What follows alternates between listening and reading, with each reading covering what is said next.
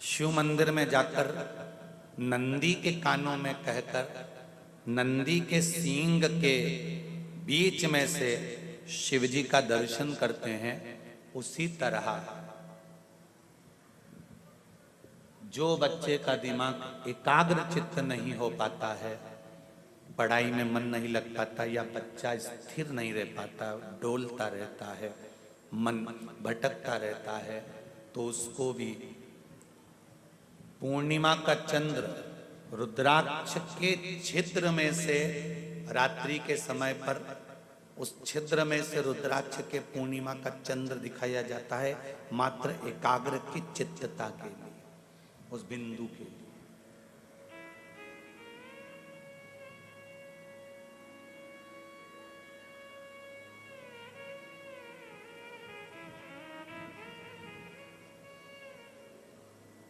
चित्त वृत्ति को स्थिर करना।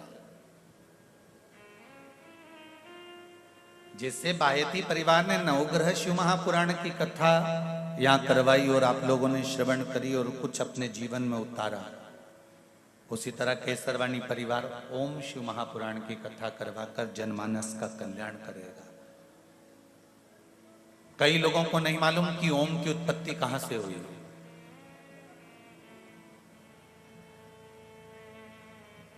क्यों हुई है, किस लिए हुई। सारे मंत्रों में ओम का उच्चारण क्यों किया जाता है, चाहे वो किसी भी देवता का मंत्र क्यों ना हो। उस ओम की महत्वता क्या है।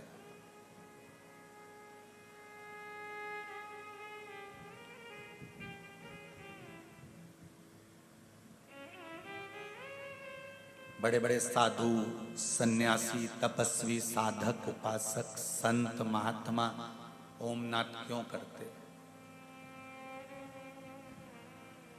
तो एक बिंदु, और वो बिंदु कोई दूसरा नहीं है।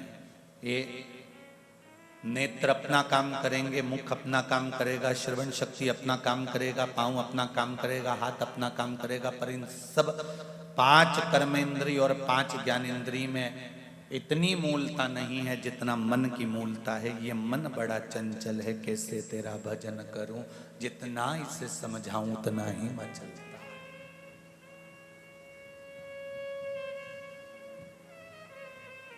ऐसी कोई जगह नहीं जहां मन 2 बार न डोला हो। मन के 2 भाग हर जगह पर हो जाते हैं। किसी ने पूछा मन के 2 भाग क्यों होते हैं, तो विद्येश्वर संहिता में कहा गया कि शंकर और पार्वती का एक स्वरूप है अर्धनारीश्वर, आधा शिव आधा पार्वती। जब शंकर और पार्वती का स्वरूप आधा आधा है, तो मनुष्य का जो स्वरूप है, मनुष्य का जो शरीर है, वो भी आधा आधा है। राइट हैंड पुरुष का है तो लेफ्ट हैंड माताओं का है। कभी विचार करा आप लोगों ने कि भगवान कृष्ण ने गोवर्धन पर्वत उठाया था। बोलो सही है कि गलत है, बोलते जाओ जरा। उठाया था भगवान कृष्ण ने, जम के बोलिए। ठीक है। अब आपने केवल पुराण में पढ़ा है कि भगवान कृष्ण ने गोवर्धन पर्वत उठाया था। अगर भगवान कृष्ण गोवर्धन पर्वत उठाते तो सीधे हाथ पर उठाते, फिर उन्होंने उल्टे हाथ पर पर्वत क्यों उठाया था। भगवान कृष्ण को भी मालूम है कि सीधा अंग मेरा है और उल्टा अंग राधा का है, फिर पर्वत कृष्ण ने कैसे उठा लिया।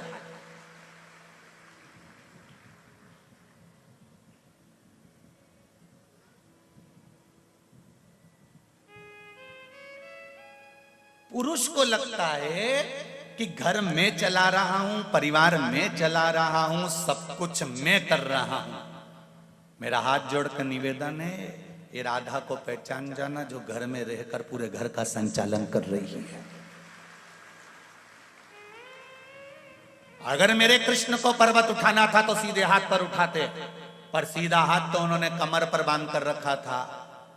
पर्वत उठाने वाला कोई दूसरा नहीं था, ये उल्टा हाथ ऊपर गया और पूरे गोवर्धन पर्वत के जितने फोटो तुम्हारे पास में हो, जितने फेसबुक पर हो, जितने यूट्यूब पर हो, जितने गूगल पर हो, सारे छान मारना।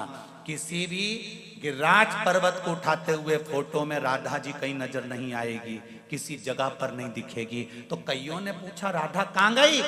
तो भगवान कृष्ण कहते हैं पर्वत वही तो उठाकर खड़ी है, मैं तो कमर पर हाथ रखा, मेरे भीतर समाई है वो राधा, इसलिए पर्वत वो उठाकर रखी है, मैं तो केवल कमर पर हाथ रखकर खड़ा हूं। कछु माखन को बल बड़ो, कछु गुपियन को साथ, राधा सुना है? राधा जू की कृपा से गोवर्धन लियो है हाथ। यहां कोई दूसरा नहीं उठा रहा है।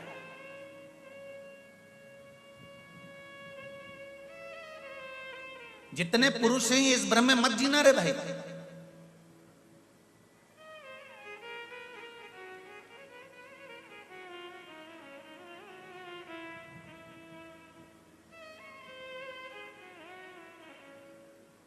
एक एक भजन की लाइन आप लोग गाते रहे, शाम के बिना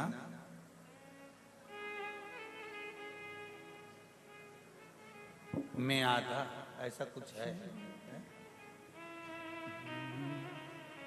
राधे राधे राधे राधे राधे राधे।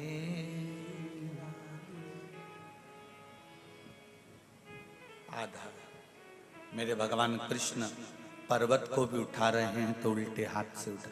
आप इस भ्रम में मत रहना कि घर आप चला रहे हैं, परिवार आप चला रहे हैं, सब कुछ आप कर रहे हैं। माना आप दुकान जाते हैं, व्यापार करते हैं, व्यवसाय करते हैं, नौकरी करते हैं, सर्विस करते हैं, ये सारी भगवान कृष्ण ने अपने कमर पर हाथ रखकर बता दिया कि काम के मामले में कमर कस कर रखी है मैंने, इसलिए कमर पर हाथ रखा है। पर उठाने वाली, संभालने वाली, संभाल कर रखने वाली, 7 दिन तक इस पर्वत को अगर संभाल कर रखने वाली है तो कोई दूसरी नहीं, मेरी अर्धांगिनी, मेरे आदि स्वरूप की मालिक राधा रानी है। इसलिए पर्वत को इस छोटी सी उंगली पर उठाया भगवान कृष्ण। कई लोग भगवान कृष्ण, तो लोग कहते हैं कि भगवान कृष्ण ने पर्वत उठाया था, पर ध्यान तो दो रे भाई।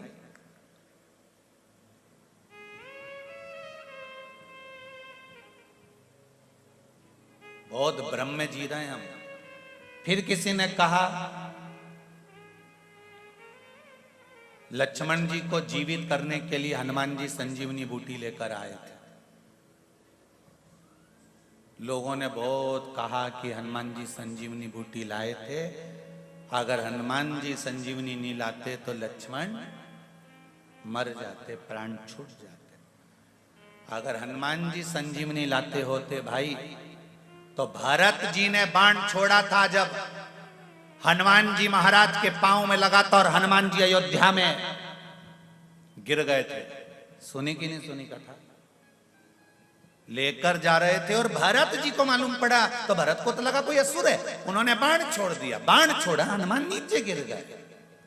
अगर हनुमान जी संजीवनी बूटी ले जा रहे थे तो हनुमान नीचे गिरे, वो पर्वत क्यों नहीं गिरा? तुम सामान लेकर जा रहे हो, डब्बा लेकर जा रहे हो, तुम नीचे गिरोगे तो डब्बा गिरेगा कि नहीं गिरेगा? अरे बोलो तो जम के, गिरेगा ना।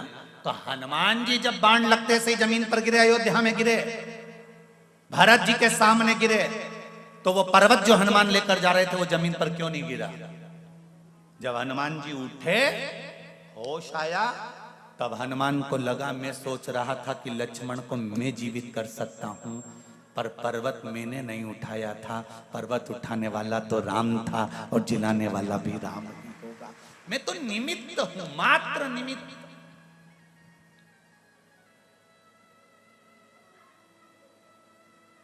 शिव महापुराण की कथा जजमान करा रहे हैं, शंकर करा रहे हैं, शंकर सुन रहे हैं, शंकर बाच रहे हैं। आप और हम तो केवल निमित्त हैं। शिव जी को बाहेती परिवार द्वारा कराना थी, इनको निमित्त बना लिया। आपको भाग्यनगर में सुनना थी, इसलिए सीवर वाले महाराज को निमित्त बना लिया और आपने कथा सुन ली। निमित्त था, मात्र निमित्त।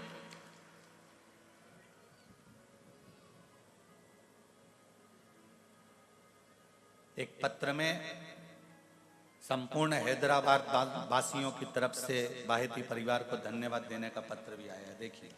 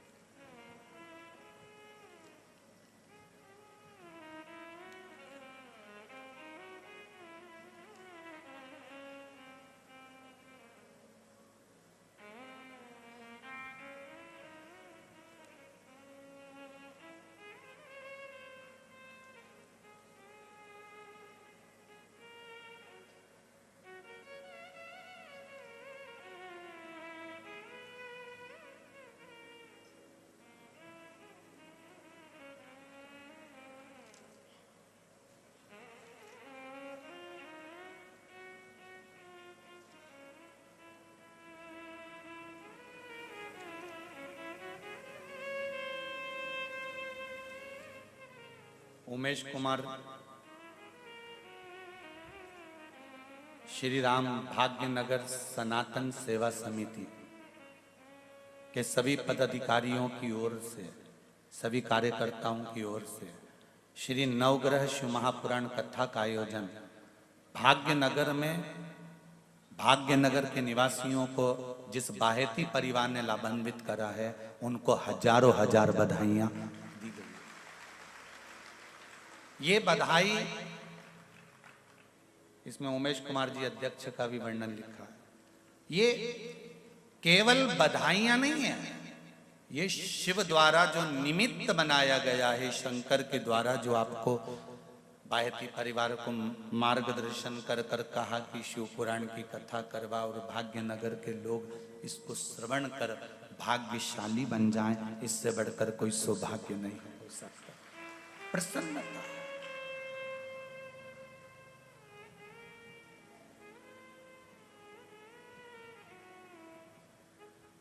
एक बिंदु पर सब कुछ है, मन परमात्मा तक लेकर जाने का प्रयास करिए।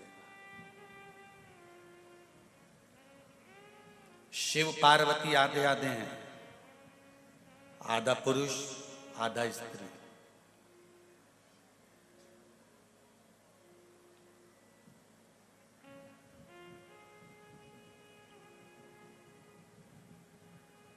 अगर शंकर और पार्वती आधे आधे हैं तो मनुष्य जो पृथ्वी पर जन्म लेता है वो भी आधा है, आधा पुरुष आधा स्त्री। और मन, जैसे ये मनुष्य का शरीर दो भाग में बटा है तो मन भी दो भाग में बटा है। जब भी कोई काम करोगे तो मन के दो टुकड़े हो जाएंगे अपने आप उसी समय। कथा में आ रहे थे, आते आते अलमारी खोली, साड़ी निकाली तो दो मन हो गए, पीली पहनूं कि लाल पहनूं, हरी पहनूं कि गुलाबी पहनूं। तुरंत मन के दो हिस्से हो जाते हैं बस कपड़े निकालते समय। घर से निकल रहे थे, ऑटो में बैठ रहे थे तो भी दो मन हो गए, ये वाले में बैठूं कि पीछे एक और आ रहा है उसमें बैठूं, फिर दो मन। भोजन करने बैठे तो दो मन हो गए, रोटी का टुकड़ा टूटा, पहले दाल में डालूं कि सब्जी में डालूं, फिर दो मन हो गए।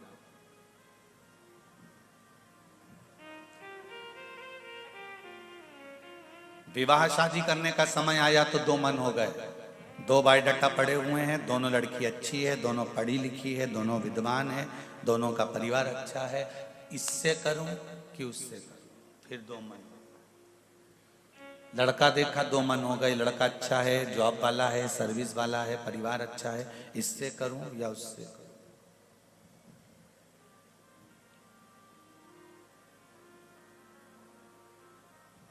जब विशेष परिस्थिति में दो मन होते हैं तब निर्णय भगवान पर छोड़ देना चाहिए। विवाह का निर्णय दो संबंध आए, एक जैसे आए, अच्छे आए, परिवार अच्छा, लड़कियां अच्छी, दोनों की तरफ से यहाँ हैं, तो फिर निर्णय शंकर जी के पास जाकर बैठ जाओ और शिव जी से कह दो कि मैं अब निर्णय क्या लूं, आपकी मर्जी से ये दोनों बच्चियां श्रेष्ठ है, जहां आप कह दोगे मैं वहां कर लूंगी, यहां से जाऊंगी।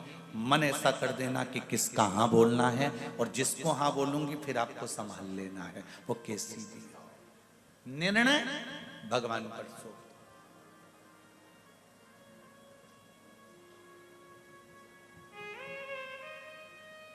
जब व्यक्ति का निर्णय चलता है तब तक भगवान कभी साथ नहीं देता। जब भगवान का निर्णय चालू होता है तब भगवान साथ देता है। कई लोगों ने कहा पांडव हार रहे थे और भगवान कृष्ण देख रहे थे।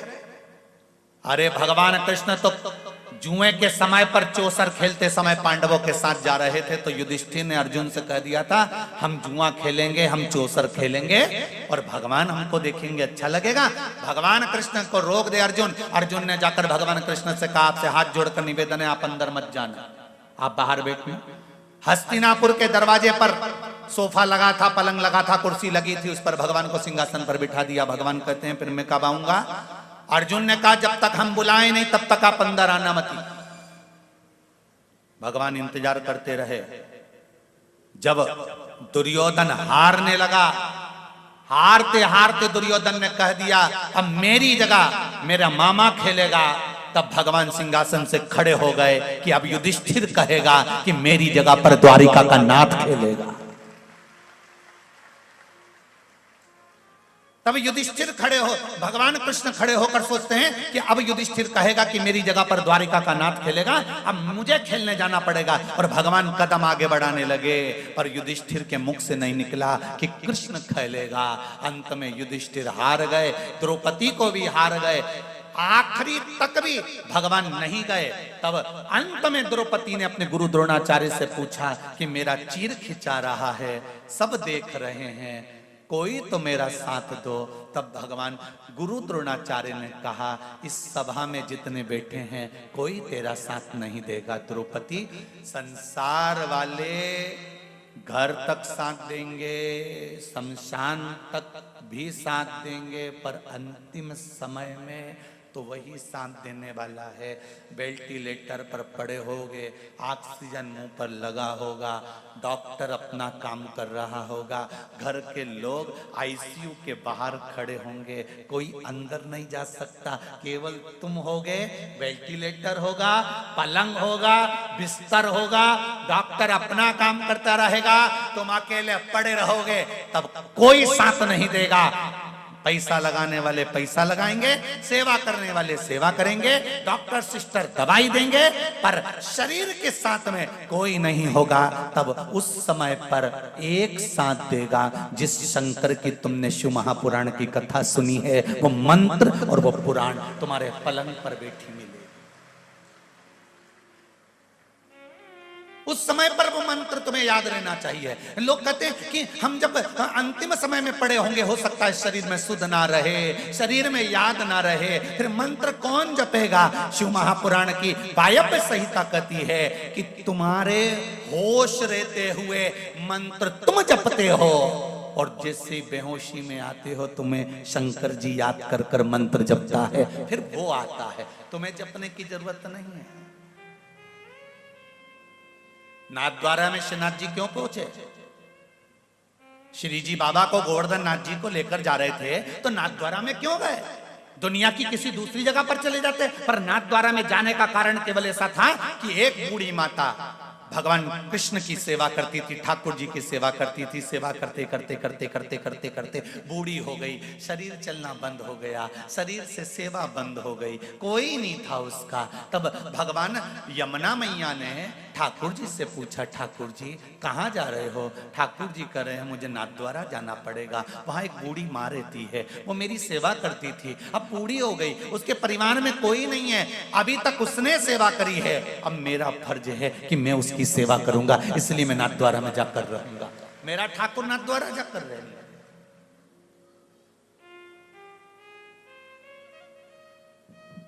आप शिव के मंदिर में एक लोटा जल चढ़ाने अगर रोज जा रहे हो, बेलपत्री चढ़ाने के लिए शिव मंदिर जा रहे हो, भगवान शंकर का दर्शन करने के लिए शिव मंदिर जा रहे हो, भगवान का गुणगान करने के लिए शिव मंदिर जा रहे हो, तो चिंता मत करना, जब ये शरीर बेकार हो जाएगा, वो नहीं जा पाएगा, उस समय पर मेरा भोलेनाथ तुम्हारे दरवाजे पर आएगा, उस समय पर पहुंचेगा।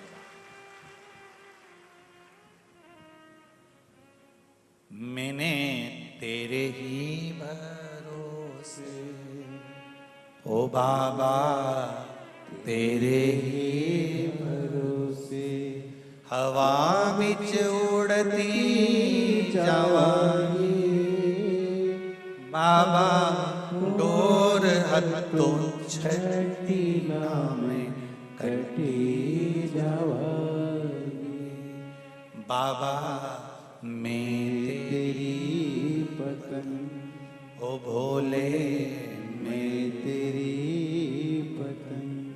फिर दूसरा कोई नहीं आया, उस समय पर शिव आए।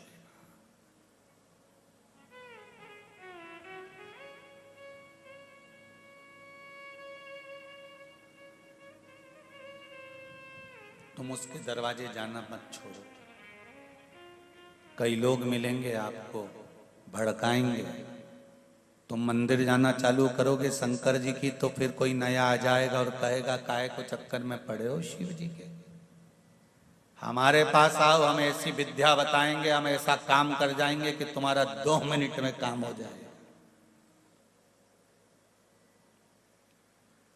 शंकर भगवान के पास में न तंत्र न मंत्र न कोई विद्या है, शिव जी के पास में तो केवल एक काम है शिव महापुराण का, इस मन को शिव के बिंदु से जोड़ना है। 2 मन हो जाते हैं, एक मन कहीं जा रहा है, एक मन कहीं जा रहा है, स्थिर नहीं रह पाता। इस मन की स्थिरता करने के लिए शंकर का द्वार जाना जरूरी है। जो वहां से मिलेगा वो जीवन का सुख देने वाला मिलेगा। एक पत्र आया है, देखिए।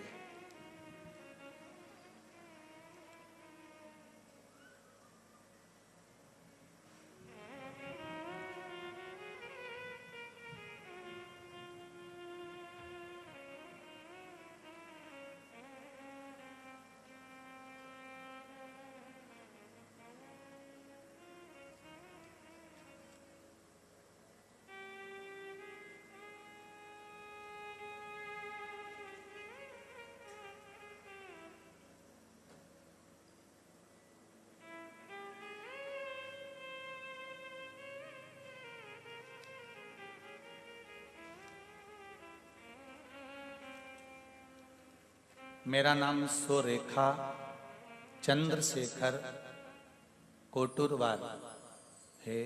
मैं नांदेड़ जिला धर्माबाद से आई हूँ। कहीं बैठी हैं? आप ही हैं? हाथ हिला दो एक बार। हर हर महादेव।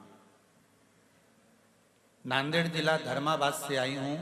मैं शिव जी का वर्णन क्या करूं गुरुदेव, मुझ पे बहुत कृपा करी है शिव जी ने। मेरे बगल में एक गठान हो गई थी और पेट में भी एक गठान हो गई थी।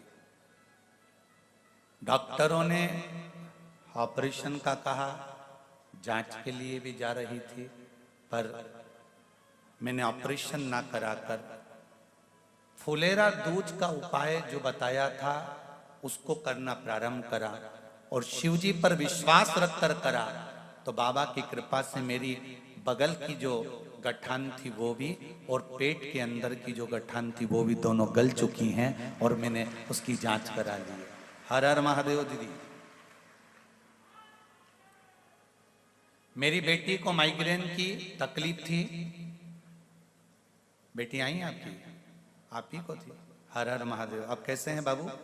ठीक है। मेरी बेटी को माइग्रेन की तकलीफ थी, बहुत तकलीफ में थी। पशुपति व्रत किया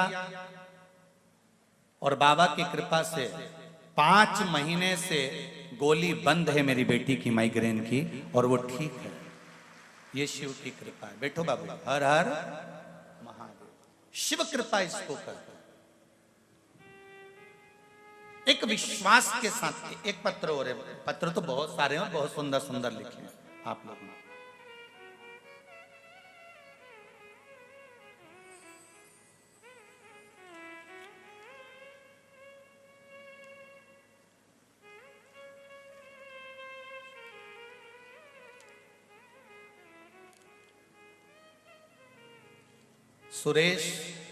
सुदेश विजय लक्ष्मी चौहान, सिकंदराबाद, राम गोपाल पेट, कहीं बैठे हैं? आप ही हैं? दोनों हाथ हिला दो। कुबेरेश्वर धाम बाबा का चमत्कार क्या बताऊं आपको। यह धाम 12 ज्योतिर्लिंग के मध्य में है। कुबेरेश्वर धाम जैसा मध्य प्रदेश राष्ट्र का नाम है, वैसा ही 12 ज्योतिर्लिंग के बीच में कुबेरेश्वर धाम है। मध्य प्रदेश सीहोर में मैं अपने सहेलियों के साथ रुद्राक्ष महोत्सव शिवरात्रि को आई थी। बाबा ने यह चमत्कार कर दिया। मैंने 2 बाबा पशुपति व्रत भी किए। सीहोर के आने के बाद 8 दिन के अंदर मुझे मेरा घर प्राप्त हो गया। मैं बाबा को धन्यवाद देने आई। बुधवार त्रयोदशी की हार्दिक शुभकामनाएं आप सभी को। बाबा कृपा करे, विराजिए। हर हर महादेव। शिव भक्ति होती ही ऐसी है। शंकर का अनुमोदन।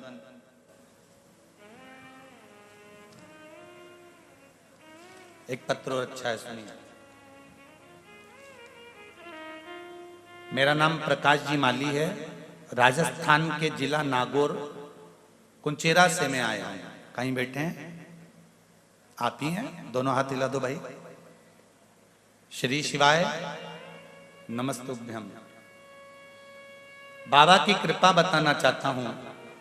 मेरे दोनों गुर्दों में 5-5 mm की 5-5 mm की पथरी थी। मैंने डॉक्टर को दिखाया, ऑपरेशन नहीं कराया। दिखाने के बाद मेरे दिल ने कहा कि शिवजी पर चढ़ी हुई बेलपत्र का गुरुजी बताते हैं, एक बार प्रयोग करने में क्या जाता है। मैंने बेलपत्री को खाना प्रारंभ करा। बाबा ने कब बाबा से विनती करी कि मैं आपकी बेलपत्र खा रहा हूं, इसको औषधि कर देना, पथरी को पानी कर देना। फिर शिवजी से कहा कि हे बाबा, मेरे गुर्दों में पथरी है, मैं आपसे औषधि के रूप में बेलपत्री लेने आया हूं। और बेलपत्री खाकर मैं दोबारा जांच कराने डॉक्टर के पास गया। जांच में पथरी का पता ही नहीं था कि पथरी कहां चली गई थी। ये शिव कृपा। बैठो भाई। श्री शिवाय नमस्तुभ्यम। हर हर महादेव। ढेर पत्र हैं, और जितने भी पत्र हैं सब पत्र में आपके भाव लिखे हुए हैं, आपके हृदय के भाव हैं।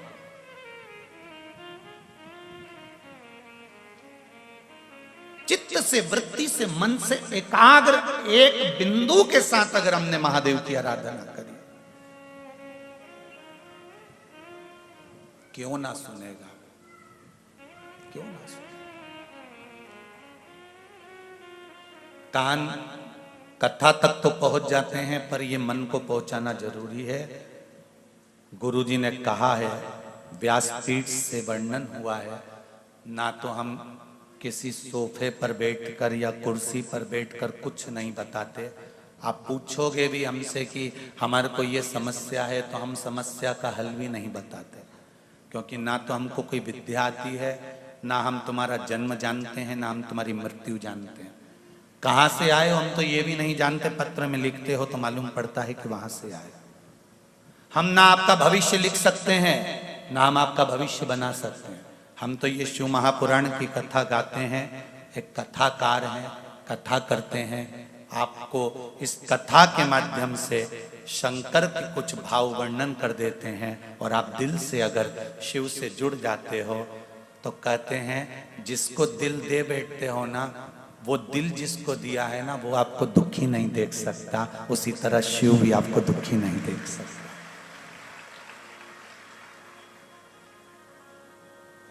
जिसको दिल दिया होता है और आपका बैलेंस खत्म हो जाता है तो फोन लगाकर बोल देते हो मेरा बैलेंस नहीं है, मैं मैसेज नहीं कर पाऊंगी, तो क्या अब भी डलवाओ?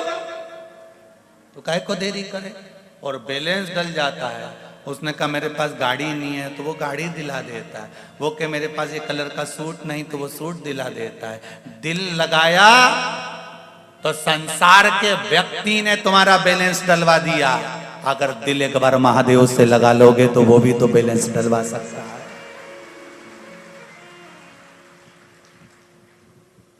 उस देव अधिदेव महादेव से अगर चित्त लगा है, मन लगा है, ये चित्त उस देव अधिदेव महादेव से लगा है तो वो भी तो कुछ करेगा जरूर। ना हम विद्या जानते, ना हम मंत्र जानते, ना हम साधना जानते, ना हमारे पास बेल है, ना हमारे पास बबूती है, ना हमारे पास में कुछ है कि हम आपकी ज्योतिषी कर लें, पत्रिका देख लें, या कोई मुद्रा या कोई नग बता दें तो ये भी। और तुम सोचो किसी और वाले महाराज इतनी नक की अंगूठी पहन के बैठते हैं तो ये तो जजमान लोग पहनाते जाते हैं तो पहनते जाते हैं, उसमें क्या दिक्कत है?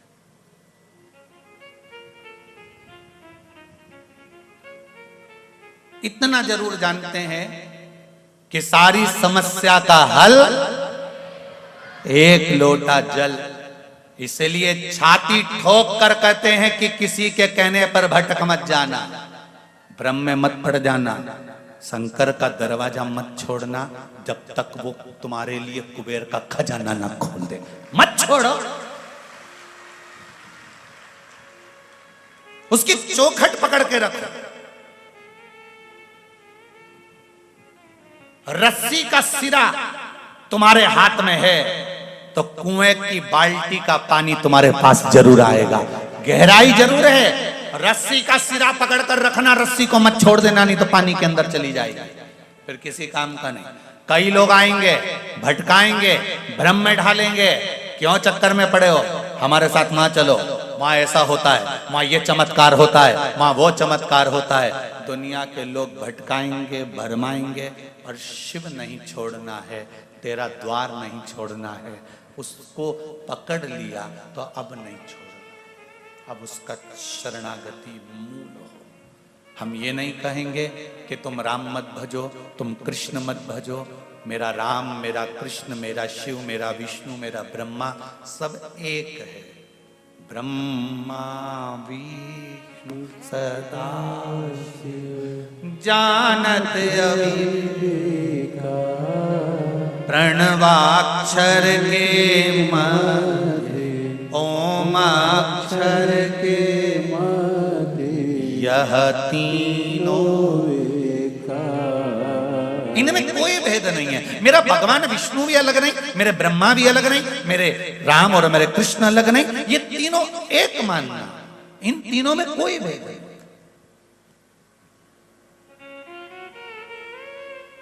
अगर तीनों में भेद होता तो राम जी के जन्म के समय पर सबसे पहले दर्शन करने कौन गए थे? बोलो जम के। भगवान शिव। भगवान कृष्ण के जन्म के समय पर सबसे पहले कौन गए थे? भगवान शिव। अगर भेद होता तो शंकर भगवान केला छोड़कर अयोध्या नहीं जाते, ना मथुरा जाते, ना वृंदावन जाते। पर मेरे भगवान के मन में भेद नहीं है, वो तो दुनिया की दृष्टि में भेद हो गया कि हम नारायण वाले हैं, हम कृष्ण वाले हैं, हम देवी वाले हैं, हम दत्त वाले हैं, हम राम जी के हैं तो हम शंकर जी के हैं। पर मेरे शिव जी के मन में भेद नहीं हुआ। तुलसीदास जी ने लिख दिया, जो शंकर से भेद करता है उसको कभी राम नहीं मिल सकता है। याद है, रामचरितमानस में लिखा है तुलसी बाबा ने, शिव से भेद करने वाले को राम कभी नहीं मिलता।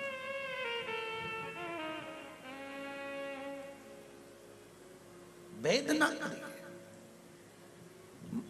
मन से जुड़िए। आप उसके द्वार, आप उसके मंदिर, आप उसकी चौखट पर, आप उसके दरवाजे पर जाते रहो।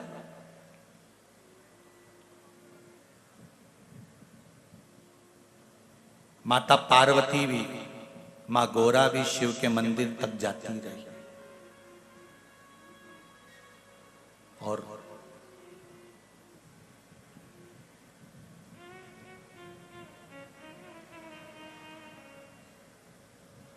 माँ गौरा भी शिव के मंदिर तक जाती रही तो उनको भी शिव मिले, शंकर मिले।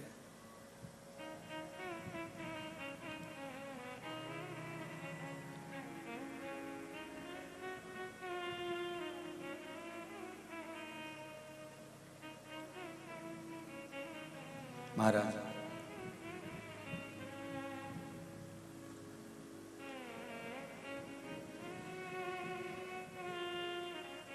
भगवान मंदिर जाति गोरा त्रिपुरारी मिल गए।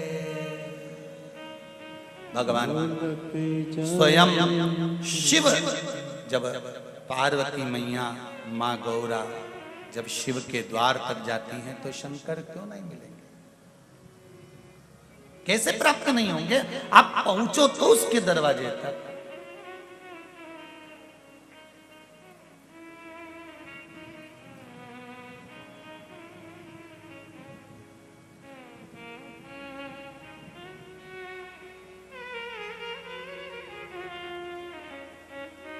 मिलेगा जरूर।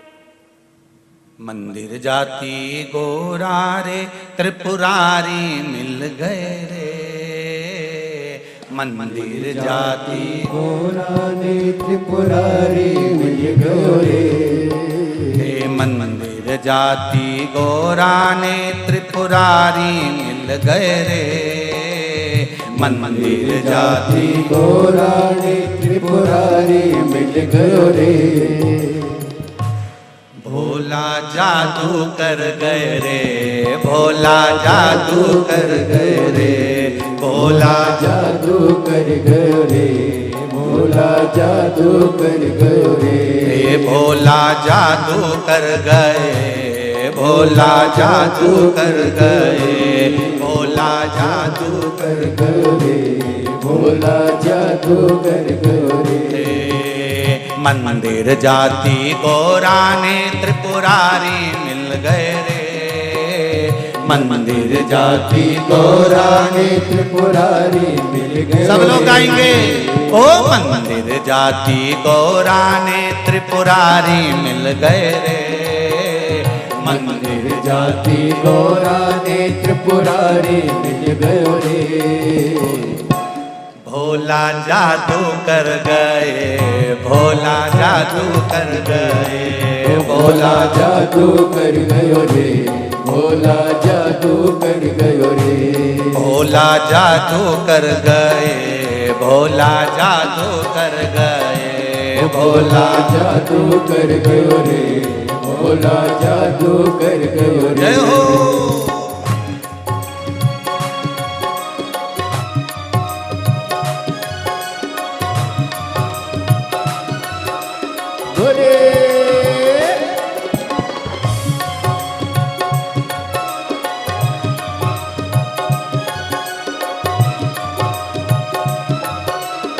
बड़े आनंद से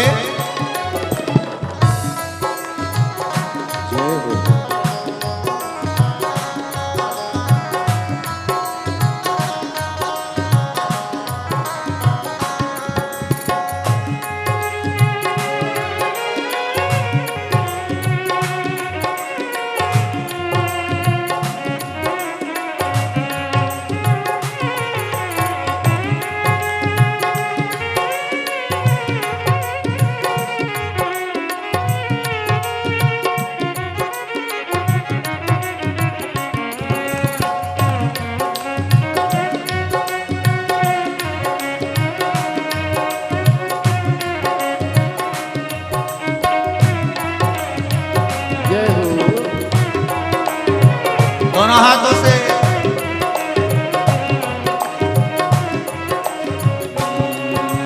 जादू कर गए ये तो पागल कर गए रे।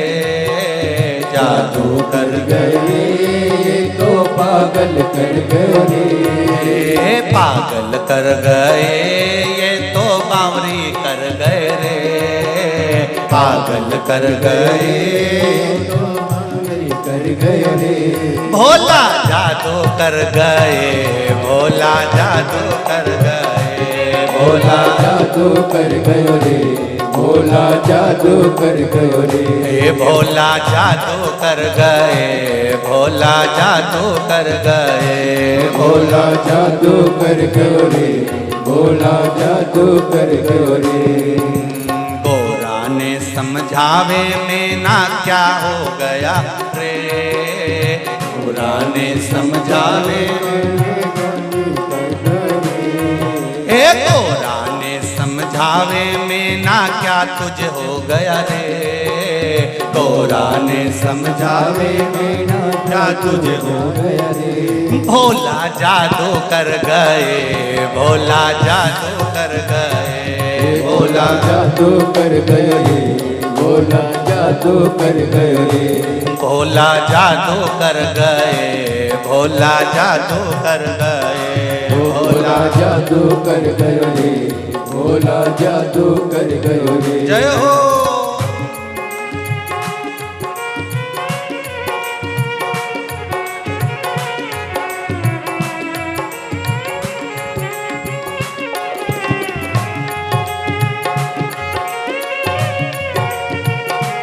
शंभो।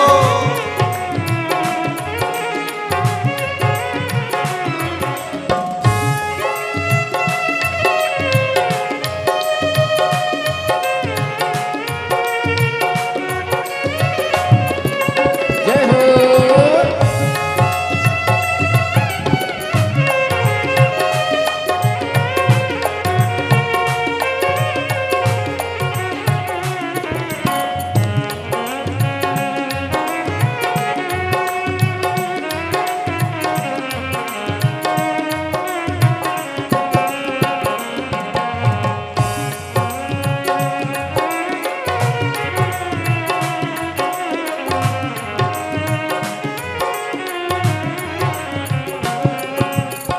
गौरा ने मैं ना समझावे, गौरा ने मैं ना समझावे, गौरा ने मैं ना समझावे, कई गो थर क्यों ने बतावे।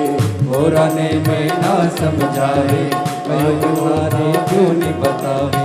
फीका पड़ गया नैने फर्क बोली में पड़ गयो रे, फर्क बोली में पड़ गयो रे।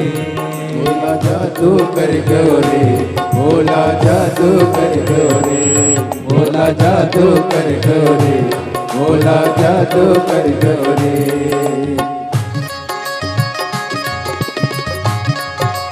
बोले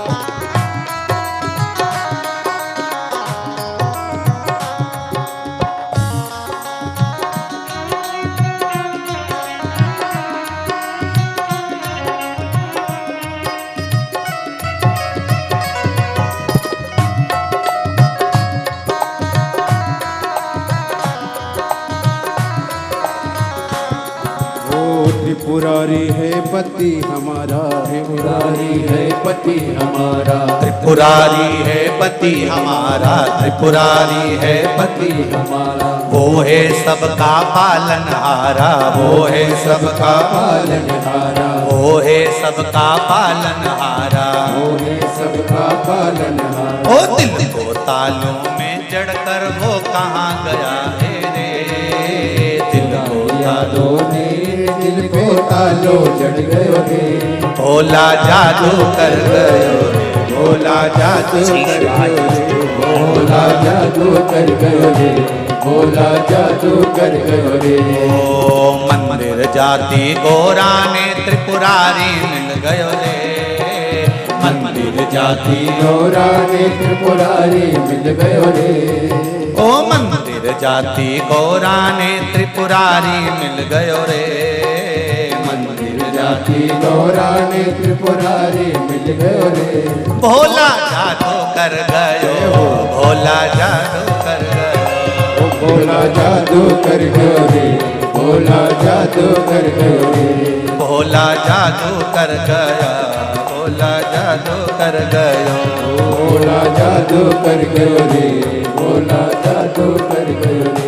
भोला जादू कर गयो, भोला जादू कर गयो, भोला जादू कर गयो रे। भोला जादू कर गयो रे।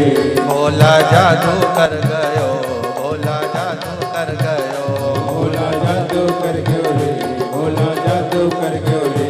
भोला जादू कर गयो, भोला जादू कर गयो, भोला जादू कर गयो रे। भोला जादू कर गयो रे। हर हर महादेव। भगवान शिव की कथा कहती है आप शिव के मंदिर तक जाते रहें, उसके द्वार तक जाते रहें, उसकी चौखट तक जाते रहें, उसके दरवाजे तक जाते रहें, फिर मन उस परमात्मा का है कि वो आपको खींच कर कैसे बुला लेता है। एक तेरे ही भरोसे बाबा, तेरे ही भरोसे हवा बिच उड़ती जावांगी, बाबा डोर हाथों छठीला में कटी जावांगी। सब लोग हृदय से बोलेंगे श्री शिवा नमस्तुभ्यं, श्री शिवा नमस्तुभ्यं, श्री शिवा नमस्तुभ्यं, श्री शिवा नमस्तुभ्यं, श्री शिवा नमस्तुभ्यं। बाबा देवाधिदेव महादेव से हृदय की बात कहते हुए शिव महापुराण की कथा करें।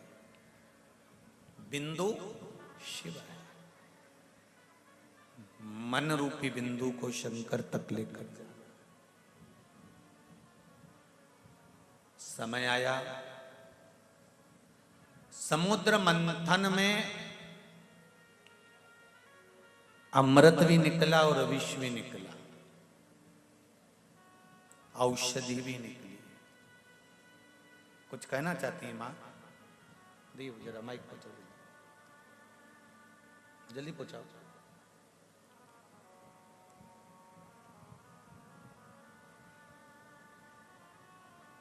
समुद्र मंथन में विष भी निकला है तो अमृत भी निकला। दे दो जल्दी। श्री शिवाय नमस्तुभ्यं। कहाँ से आई है माँ? मैं हैदराबाद से ही हूँ। मेरा बेटा हर्ष 26 साल का है, 2 साल से कोमा में। मेरे को आपको आशीर्वाद चाहिए। बाबा की कृपा हो। 5 बेलपत्री वाला एक प्रयोग यूट्यूब पर डला हुआ है, पहले करा हुआ है। शिव जी पर 5 बेलपत्र चढ़ाना है, उस बाबू का नाम और गोत्र बोलकर। सीधे हाथ में दूध है, उल्टे हाथ में जल है, दोनों की धार एक साथ देवाधिदेव महादेव को चढ़ाना चालू करो। बाबा देवाधिदेव महादेव चाहेगा तो आप सागर वाली कथा में सूचना कर देंगे कि वो ठीक हो चला है। श्री शिवाय नमस्तुभ्यं। बाबा देव अधिदेव महादेव शंकर औघड़ दानी है, उसकी कृपा उसकी दया नित्य। विष भी निकला है, अमृत भी निकला। पुरानी कथाओं के लिए मैं वर्णन करूं आप लोगों को, यहां से व्यासपीठ से हम कहें आपको कि अगर घर में फ्री रहा करो तो सीहोर में जो शिव महापुराण की कथाएं पूर्व में कोरोना काल के अंतर्गत जो करी गई हैं उसमें बहुत सारे उपाय बताए गए हैं। उसको निकाल कर लिख कर रखो। जब तकलीफ आए या बीच बीच में जो शिव महापुराण की कथाएं होती हैं आप उसका स्मरण करें और उसमें जो जो उपाय वर्णन किए जाते हैं उसको रखें अपने पास। ये कहीं ना कहीं किसी ना किसी रूप में काम आ ही जाते हैं, क्योंकि अलग से तो हम कुछ बता नहीं पाते। जो व्यासपीठ से शिव महापुराण के अंतर्गत कोई बात है, पुराणों से जो निकाल कर लेकर आए हैं, ढूंढ कर लेकर आए हैं, प्राप्त करे, तो वो आपको वर्णन कर सकते। श्री शिवाय नमस्तुभ्यम। बैठो बैठो, सबकी सुनेंगे अभी, बाबा की कृपा हो, सब आनंद के साथ में आपके हृदय के भाव सबसे श्रवण हो। शंभु कथा कर विष भी निकला है और अमृत भी निकला है।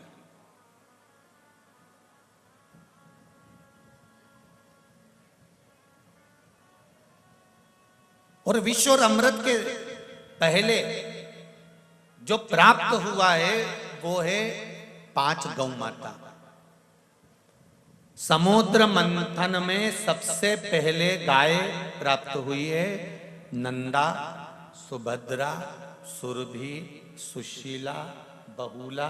ये 5 गाय मंथन के समय पर प्रकट हुई। 5 गौ माता मंथन के समय पर प्रकट हुई। 5 गौ माता की प्राप्ति हुई है मंथन। इनके प्राप्त करने का कारण क्या था? इनके प्राप्त करने का कारण केवल इतना था कि जो विष पिएगा उसका कंठ जलेगा। कंठ की जलन को अगर कोई रोक सकता है तो वो गौ माता का दूध रोक सकता। कई लोग कहते हैं शंकर भगवान को दूध चढ़ाने से क्या होता है, थोड़ा सा चढ़ाकर बाकी का किसी को पिला दो, दे दो। हम कहेंगे शंकर जी के हिस्से का ही क्यों देना?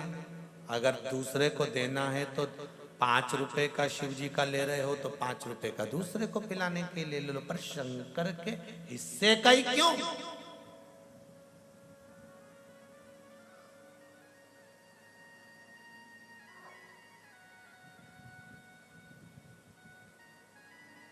संपूर्ण दुनिया वालों को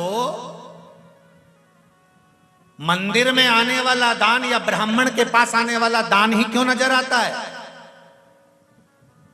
दूसरे भी तो धर्म के ठेके बने हुए हैं, उनका दान नजर क्यों नहीं आता कि वहां पर भी तो कुछ आता होगा, वो दान कर दे। पर मंदिर का ही दान नजर आता है कि मंदिर में इतना आ रहा है, धर्म की जगह पर इतना आ रहा है। अरे मेरे भाई, मंदिर और देवालय में आया हुआ तो कोरोना महामारी में भी नजर आ गया कि दुनिया के जितने बड़े बड़े मंदिर थे और देवालय थे, ऐसा कोई मंदिर नहीं बचा था जिस मंदिर से कोरोना काल में सहयोग नहीं दिया गया।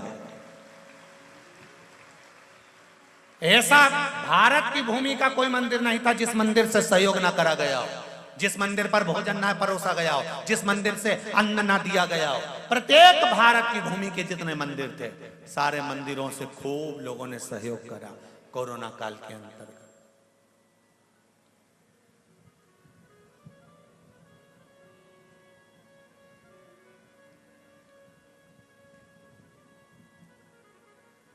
सनातन धर्म कभी किसी को दुखी नहीं देखता। ये सनातन धर्म का सबसे बड़ा तत्व है महाराज, वो कभी किसी को दुखी नहीं देखेगा। वो समर्पण का भाव रखता है। और मेरा विश्वास कहता है यहाँ जितने लोग बैठे हैं, हैदराबाद में भी अगर कोरोना महामारी के समय पर, ये मेरा दिल कहता है, मैं भले भी हैदराबाद में नहीं था, भाग्यनगर में नहीं था, परंतु मेरा विश्वास कहता है कि जितने लोग यहाँ बैठे हैं और जितने भाग्यनगर में रहते हैं, ये मेरा दिल कहता है कि जो मेरे भगवान से जुड़ा है, सनातनी है, उसने किसी ना किसी को कोरोना काल में सहयोग जरूर करा होगा। वो रुक नहीं सकता। एक सनातनी, सनातन धर्म के अंतर्गत पैदा होने वाला व्यक्ति कभी किसी को दुखी नहीं देख सकता। हम कष्ट देते भी नहीं है तो कष्ट लेते भी नहीं। हम किसी को नहीं कहते कि तुम कष्ट भोगो, आप तो सुख है। सर्वे भवन्तु सुखिना, सुखी रहे संसार में, दुखिया रहे ना कोई।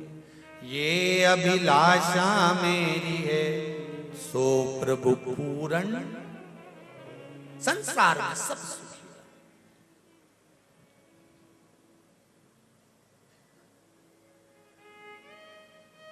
क्या मिलता है दूध चढ़ाने से शंकर भगवान को?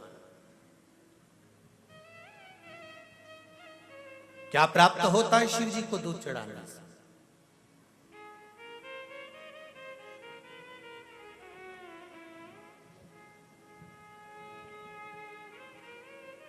शंकर भगवान को गन्ने के रस से अभिषेक किया जाता है, मौसम्बी के रस से अभिषेक किया जाता है, जल से अभिषेक किया जाता है, दूध से अभिषेक किया जाता है, दही से अभिषेक किया जाता है, घृत से अभिषेक किया जाता है, तेल से अभिषेक किया जाता है। शंकर भगवान के अभिषेक का क्रम अलग अलग है।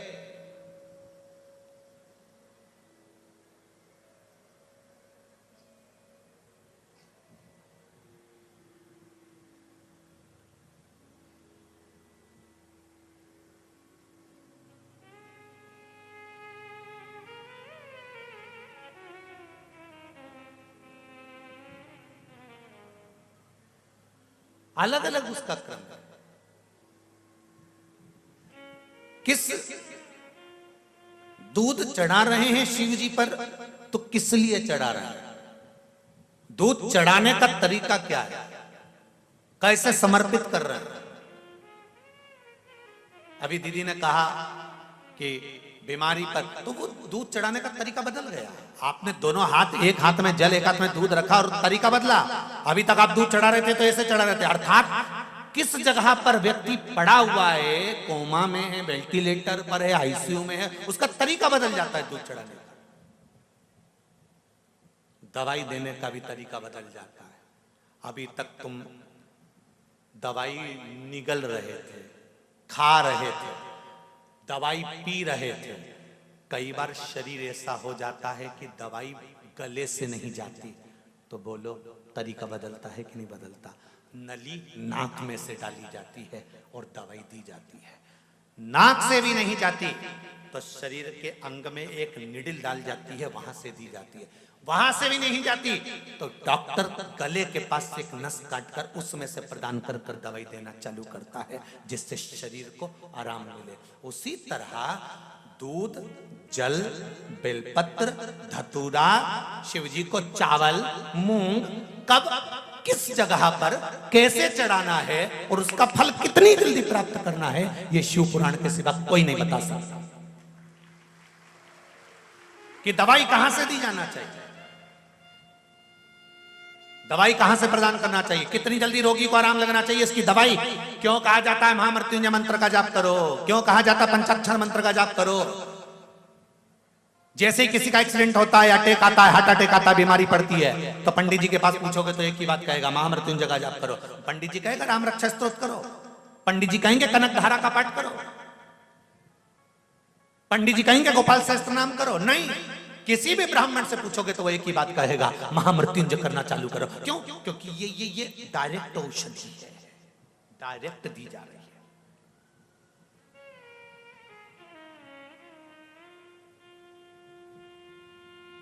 धन प्राप्ति के लिए, व्यापार वृद्धि के लिए दूध चढ़ाने का स्थान चेंज हो जाता है। शिव जी को जब दूध चढ़ाया जाता है तो पहले जलाधारी पर चढ़ाया जाता है, उसके बाद शिवलिंग पर चढ़ाया जाता है, तो दूध कार्य करना प्रारंभ कर देता है, संपदा बढ़ाना चालू कर देता है। रोग मुक्ति के लिए जब भी दूध चढ़ाया जाता है तो जल और दूध की मात्रा बराबर करी जाती है। जब ब्राह्मण अभिषेक कराने बैठता है तो बाल्टी में जो जल पड़ा होता है उसमें थोड़ा दूध डाल देता है। आपके यहाँ डालते हैं कि नहीं डालते हमें नहीं मालूम। ब्राह्मण जब रुद्री से अभिषेक कराने बैठता है तो बाल्टी में रखे हुए जल में दूध डाल देता है। उससे पूछा कभी आपने कि महाराज जी आपने ये बाल्टी के जल में दूध क्यों डाला गया है? बाल्टी भरी हुई पानी की और उसमें थोड़ा सा तुमने दूध क्यों डाला है? तो ब्राह्मण बताएगा कि दूध और पानी मिलाकर शंकर जी का अभिषेक इसलिए करा जाता है कि जिस गोत्र का व्यक्ति अभिषेक कर रहा है इस गोत्र के व्यक्ति के यहाँ अगर कोई रोगीला है, कोई बीमार है, कोई कष्ट भोग रहा है, तो अभिषेक करते करते उसका रोग मिट जाए, इसलिए जल में दूध मिलाकर चढ़ाया जाता है। कभी ब्राह्मण से पूछो तो कि बाल्टी में तुमने दूध क्यों डाल दिया, इतनी बाल्टी भरी थी पानी से, तो उसमें 1 कटोरी दूध क्यों डाला, आधी कटोरी दूध क्यों डाला। अभिषेक करना था तो दूध का अलग, इसलिए ब्राह्मण जब अभिषेक कराता है तो दूध का अभिषेक अलग, दही अलग, पंचामृत की वस्तुएं अलग और पंचामृत मिला हुआ अलग। और बाद में जब लगत अभिषेक चालू करता है रुद्री से, तो उसमें बाल्टी में जल और जल में भरे हुए में थोड़ा सा दूध डालकर चालू कर देता है, उसको चलाता रहता, चलाता। कभी ब्राह्मण से पूछो तो कि क्यों चढ़ा रहे हो, उसका महत्व क्या है, उस महत्व की क्या परिभाषा है।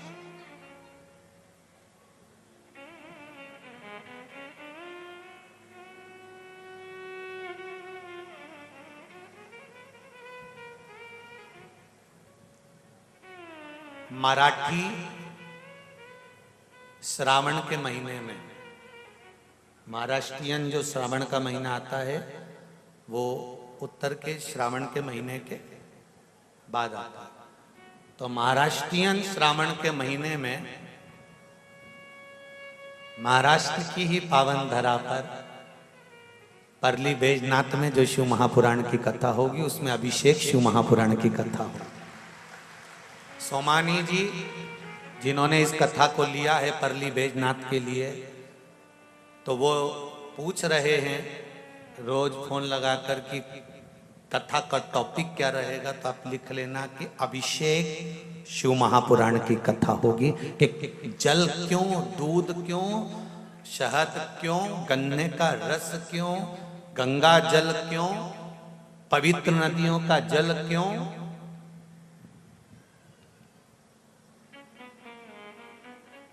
किस लिए। जब घर में संतान की वृद्धि नहीं होती है तो 7 कुआं, कुआं बोलते हैं तुम्हारे यहाँ बावड़ी बोलते हैं, तालाब। कौन से बेलपत्री के वृक्ष से पत्तियों को तोड़ा जाता है, जम के बोलो जरा। कौन से बेलपत्री के वृक्ष से पत्तियों को लिया जाता है? गौरी से, बोलो जरा। नहीं। कात्यायनी से? नहीं। बेलपत्री की पत्तियों को लिया जाता है महालक्ष्मी से। किससे लिया जाता है? महालक्ष्मी से। जो तुम्हारे सिर से ऊपर हो, जिसकी छाया तुम पर पड़ रही हो, ऐसा वृक्ष, बड़ा वृक्ष होना चाहिए, जिससे पत्ती को लेकर जब हम शंकर भगवान को समर्पित करते हैं तो लक्ष्मी को जब हम लेकर आते हैं और भगवान शंकर को जब देते हैं और उस पत्ती को हम वापिस जब उठाते हैं तो भगवान महालक्ष्मी को अपने घर में प्रदान कर देता है। ऐसी वृक्ष से पत्तियों को लेना चाहिए। पर आज के जमाने में लोग इतने समझदार हो गए, बड़े वृक्ष से कौन पत्ती तोड़ने जाए, छोटे छोटे वृक्ष लगे, उन छोटे से वृक्ष में से पत्ती तोड़ ली, छोटी सी पत्ती तोड़ ली। अरे शास्त्र कहता है, यहां तक वर्णन करता है शास्त्र, अगर आपके घर में तुलसी का पौधा छोटा है तो वो कुमार अवस्था का होगा। वो तुलसी का पौधा जब घेर घमोर हो जाता है तब अखंड सौभाग्य को देने वाला हो जाता है। उसमें से पत्तियों को उतारा जा सकता है, उसमें से आप कोपल को उतार सकते हो, उसमें से पत्ती को आप उतार सकते हो। उसी तरह बेलपत्री के वृक्ष में भी जो वृक्ष लक्ष्मी, महालक्ष्मी का तुल्य हो, उसमें से आप बेलपत्र को उतार सकते हो। छोटे छोटे वृक्ष की पत्ती को तोड़ना ये उसमें का है जैसे छोटी अवस्था की कन्या के साथ में अपशब्द कहना, ताने देना या उसको आड़ा टेढ़ा कह देना।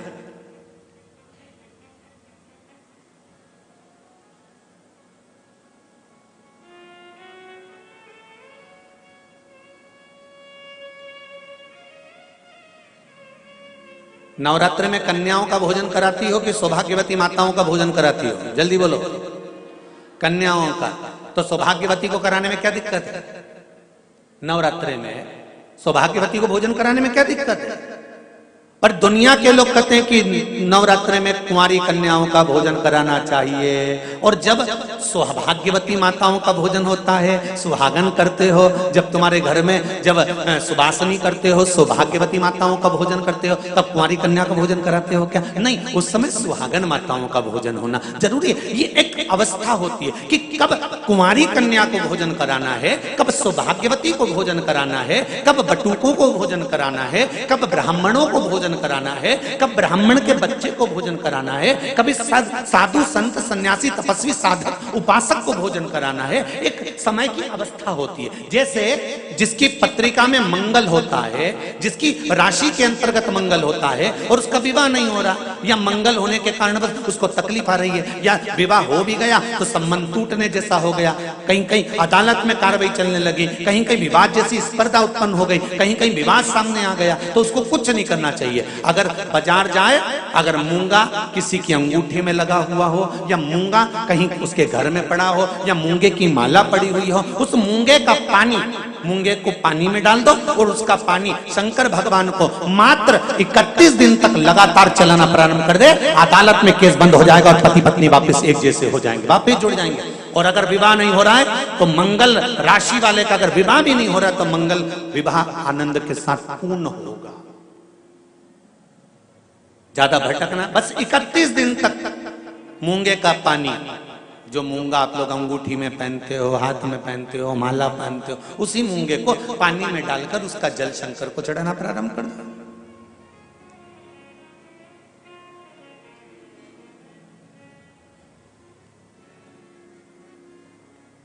मूंगे के शिवलिंग का निर्माण किस देवता ने करा था? लिंग पुराण में आता है, शिव महापुराण में भी है। अगर आपके घर में गीता प्रेस गोरखपुर की शिव महापुराण की कथा हो तो उसमें भी पढ़िएगा कि किस किस देवता ने कौन कौन सा शिवलिंग का निर्माण किया है। मूंगे के शिवलिंग का निर्माण सर्पों ने करा था।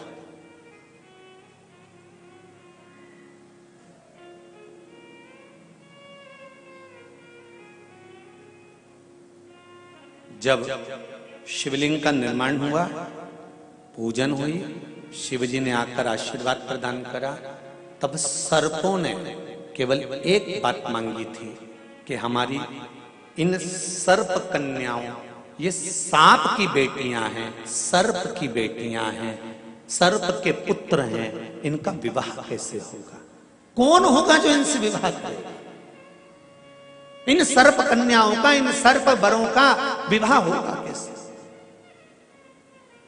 शंकर भगवान ने कहा तुम चिंता मत करो, तुमने मूंगे का शिवलिंग का निर्माण कर कर मेरी पूजन करी है, जब जब एक लोटा जल समर्पित होगा और जो हृदय से मुझे चढ़ाएगा, उस कन्या के विवाह का, उस वर के विवाह का भार मेरे माथे पर आ जाएगा और मंगल विवाह मैं करूंगा। ये शिव वचन है।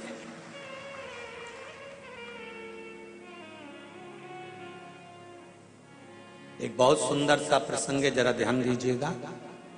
कई लोग कहते हैं हमारा गुस्सा कंट्रोल में नहीं आता, हम बहुत गुस्सा आता है गुरुजी।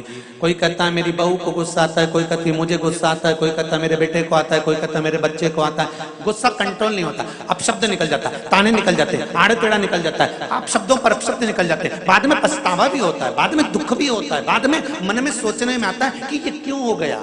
तो कुछ दिन मूंगे का पानी, अगर मूंगा नहीं हो तो केवल जल का पात्र, उसमें केवल एक हरी मूंग डालकर शिव जी को वो जल चढ़ाना प्रारंभ कर दो। 15 दिन 20 दिन प्रतिदिन शंकर को जल चढ़ाना प्रारंभ तो करो। क्रोध कितना भी तेज आ रहा होगा, संयम में आना प्रारंभ हो जाएगा और मुख से अपशब्द निकलना बंद हो जाएगा। संयमित वाणी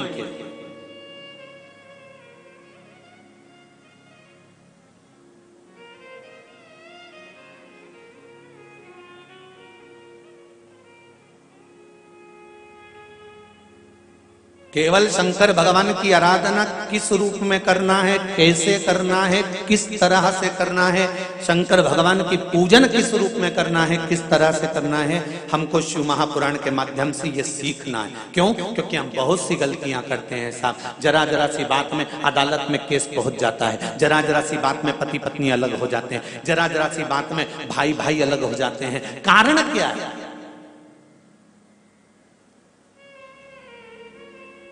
उसका कारण क्या है? जेठानी को मालूम है मेरा पति कमा रहा है, देवरानी को मालूम है मेरा पति कमा रहा है, जेठानी को देवरानी को दोनों को मालूम है कि सास और ससुर की जो जायदाद होगी वो आधी आधी मिलेगी। फिर लड़ाई किस बात की है? फिर विवाद किस बात का है? फिर भाइयों में तकलीफ किस बात की है? फिर ननंद को मालूम है कि मेरे को भी एक दिन जाना है और भाभी को भी यहाँ पर रहना है, तो फिर ननंद और भाभी में विवाद किस बात का है? हमें बस ये समझना है कि लड़की अच्छी देखी, परिवार अच्छा देखा, कुटुंब अच्छा देखा, लड़का अच्छा देखा, परिवार अच्छा देखा, फिर विवाद किस चीज के लिए होता है? वो विवाद किसी दूसरी चीज का नहीं होता। विवाद केवल हमारे ग्रहों का, हम जो सोचते हैं, बहुत अभिलाषा लेकर आते हैं, वो पूर्ण नहीं होती तो तकलीफ आती है। उसको पूर्ण करने के लिए परिवार वालों पर जोर नहीं दिया जा सकता, उसको पूर्ण करने के लिए मेरे देवाधिदेव महादेव से कहा जा सकता है कि तेरे भरोसे पर यह कार्य किया, तेरे बल पर।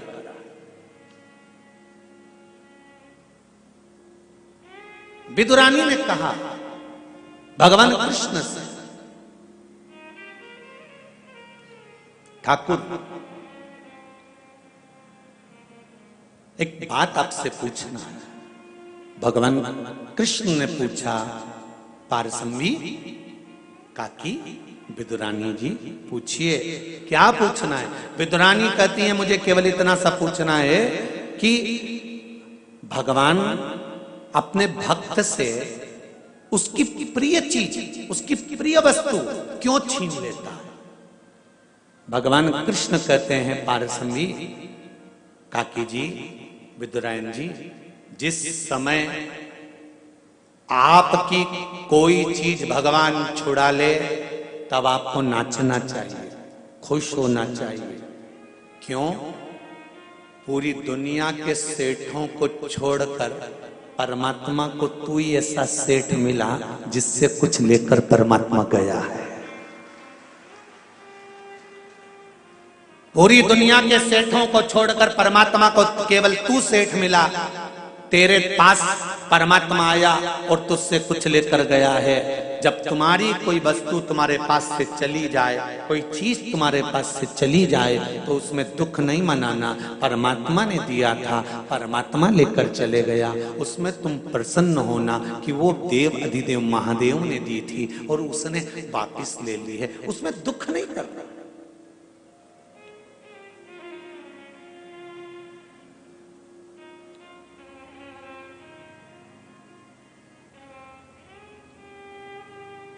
जब कोई मरता है ना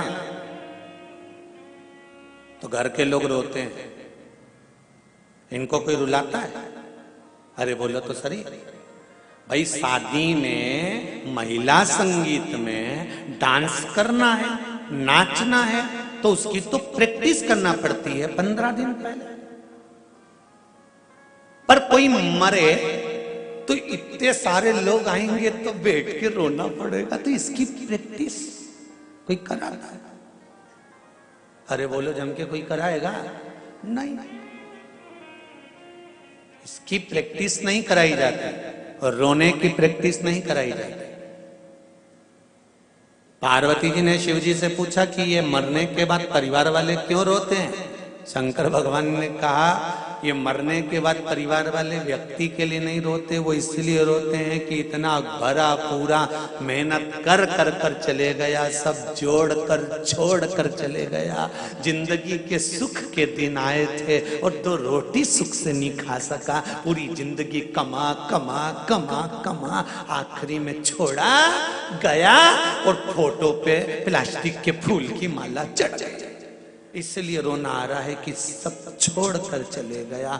जो जिंदगी भर मेहनत करी, अब खुशी का समय आया था, अच्छा समय आया था, गोल्डन समय आया था और बड़ा सुंदर समय आया था, जिस समय खाने की समय था, एंजॉय का समय था, फुल एंजॉयमेंट जीवन को जीना था। उस समय पर जाने का समय हो गया। निवेदन करूंगा हैदराबाद वालों, जितने लोग आस्था पर कथा सुन रहे हैं, फेसबुक यूट्यूब पर सुन रहे हैं, प्रतिदिन हर पल हर क्षण हर घड़ी जितने दिन आपकी जिंदगी के हैं, ये मत सोचना कि परसों के दिन मैं अच्छे से ये कर लूंगा, मैं कल ये कर लूंगा, मैं नरसों ऐसा कर लूंगा, मैं 8 दिन बाद ऐसा कर लूंगा, मैं 15 दिन बाद ऐसा कर लूंगा। नहीं, शिव महापुराण की कथा कहती है काल करे सो आज कर।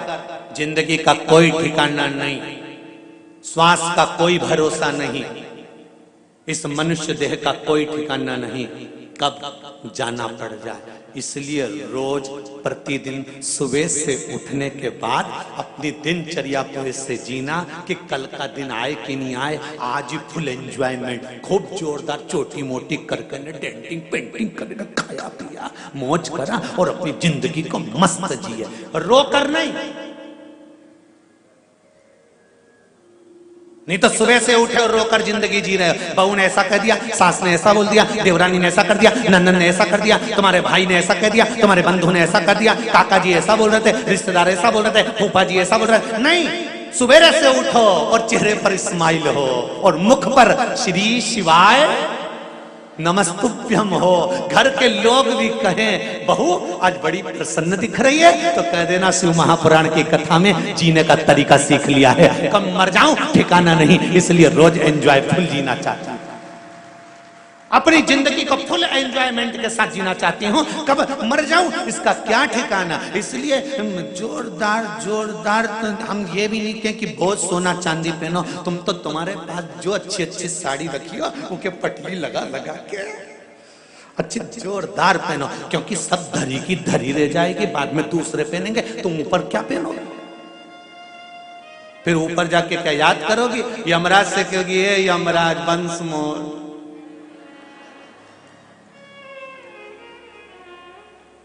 ए Yamraj please excuse me, please एक बार छोड़ दे, तेरे पांव पड़ो, मेरे पति के पर्स में 5000 रुपए रखे हैं, तेरे को दूंगी, छोड़। यमराज के चल रही है लीला, अरियो कमला चल, सुने।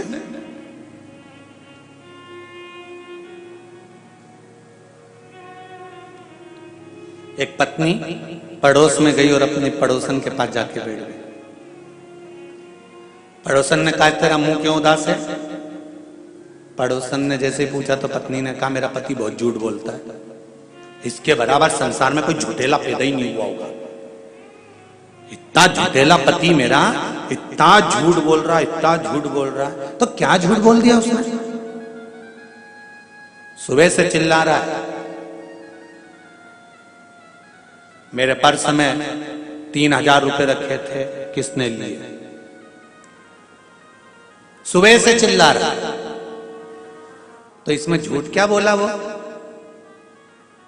2500 रुपए थे।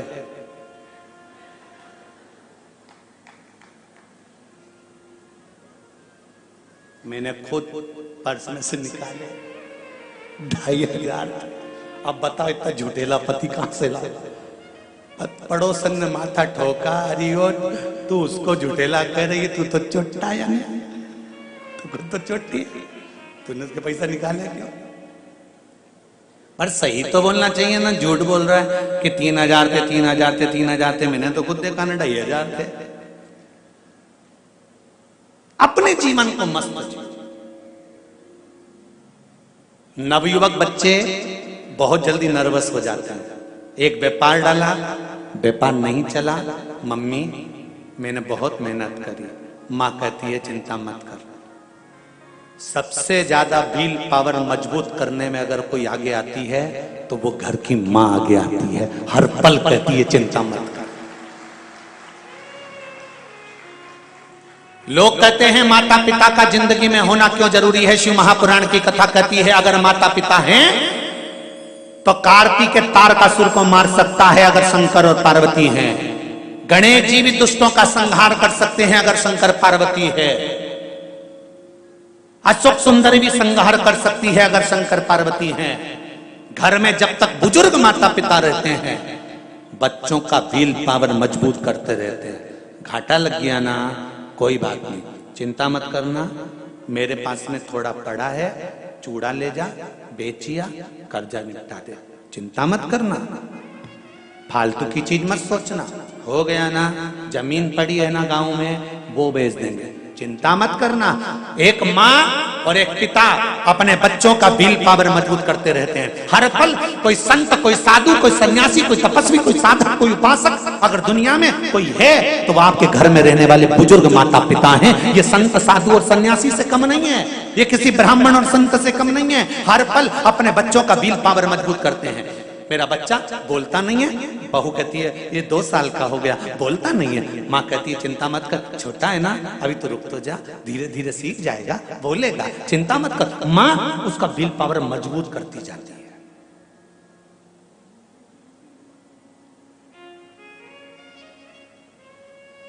क्या चिंता करना, अब सौंप दिया इस जीवन का सब भार तुम्हारे हाथों में, हे हार तुम्हारे हाथों में और जीत तुम्हारे। प्रतिदिन अपनी जिंदगी को भगवान शंकर की कथा कर रही है। भगवान कृष्ण विदुरानी जी से कह रहे हैं, पार्संदी से कह रहे हैं, काकी माँ ध्यान रखना, प्रतिदिन अपनी जिंदगी का ऐसा जीना कि ये जीवन फिर आए कि ना आए। खूब खुश होकर एंजॉयफुल जीवन जियो। 1 लोटा पानी शंकर को चढ़ा दो, 3 बार ताली बजा दो, बम बम भोले बोल दो, श्री शिवाय नमस्तुभ्यम बोल दो। ये वो मंत्र है शिव महापुराण का, ये मूल मंत्र है शिव महापुराण का। हॉस्पिटल में भी अगर कहीं का पड़ा है और मंत्र का जाप कोई कर रहा है तो उस मंत्र का फल तुरंत देखेगा। पत्र में आया है।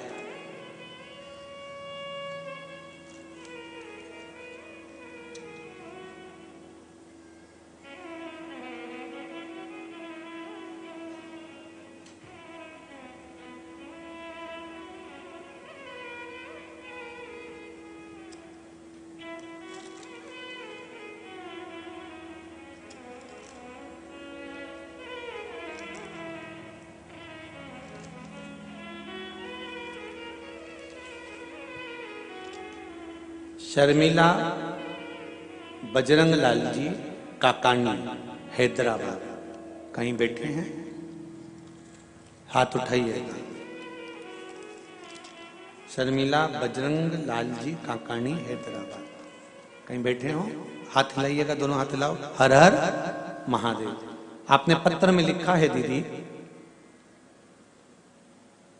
पहले तो धन्यवाद दूंगा कि आप लोग दिल से पत्र लिख रहे हो और बाबा देवाधिदेव महादेव ने जो आप पर कृपा करी है उसका पूरा आनंद आपने पत्र के माध्यम से लिखा। जोरदार ताली बजाओ। बहुत बहुत साधुवाद। श्री शिवाय नमस्तुभ्यम। प्रणाम।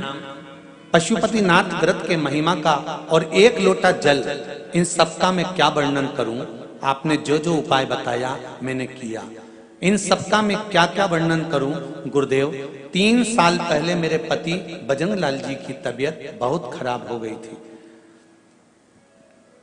हार्ट का प्रॉब्लम, शुगर, बीपी, डॉक्टर ने कहा था बाईपास कराना पड़ेगा। शुगर 500 थी, बीपी 200 रहती थी। हमारे भाई साहब जी, जेठ जी ने कहा आप शिव महापुराण की कथा सुनो। फिर हमने तब से कथा सुनना प्रारंभ किया और मैंने माला श्री शिवाय नमस्तुभ्यम की जपना प्रारंभ किया। 1 लोटा जल चढ़ाना और फिर पशुपतिनाथ का व्रत किया। फिर 2 महीने के बाद डॉक्टर के पास गए तो डॉक्टर ने कहा टेस्टिंग करवाओ। बोले हमने टेस्टिंग किया तो रिपोर्ट देखकर डॉक्टर परेशान हो गया और डॉक्टर ने कहा इनका बाईपास की जरूरत नहीं है, बस एक ही स्टंट बिठाना पड़ेगा और बीपी भी अभी नॉर्मल है और शुगर भी नॉर्मल है। ये शिव कृपा है। बेटो बहन, श्री शिवाय नमस्ते। शिव उदारता किसको कहते हैं?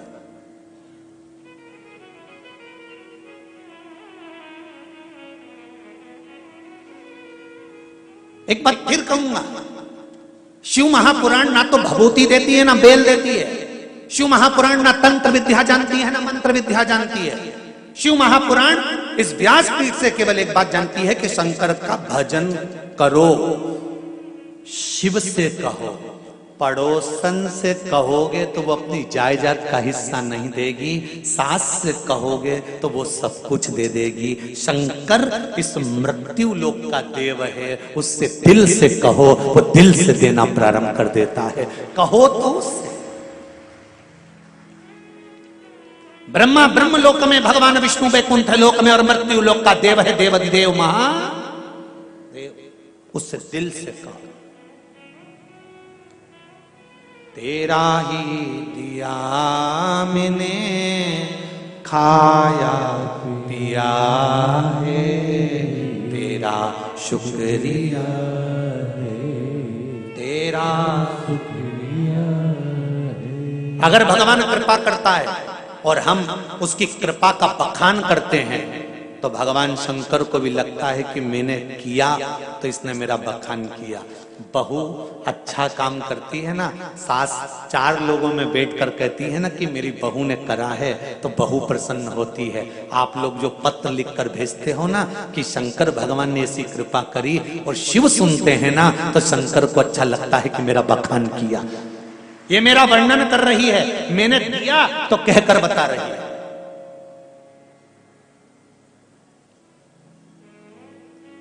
एक नट, कबीरा कहते हैं, एक नट पति पत्नी को दिलाता है तो पत्नी पूरे मोहल्ले में दिखाती है मेरे पति ने दिलाई है, मेरे पति ने दिलाई है। और ये मृत्यु लोक में आने के बाद अगर शंकर भगवान कुछ कृपा कर रहे हैं तो क्यों ना हम उसका गुणगान करें, क्यों ना हम उसका वर्णन करें कि उसने कृपा करी, उसने कृपा।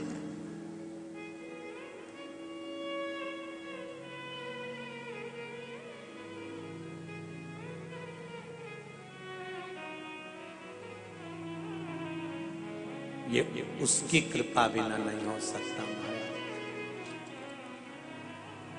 और हमारे कर्म के अनुकूल हम प्रतिदिन शिव की आराधना कर रहे हैं।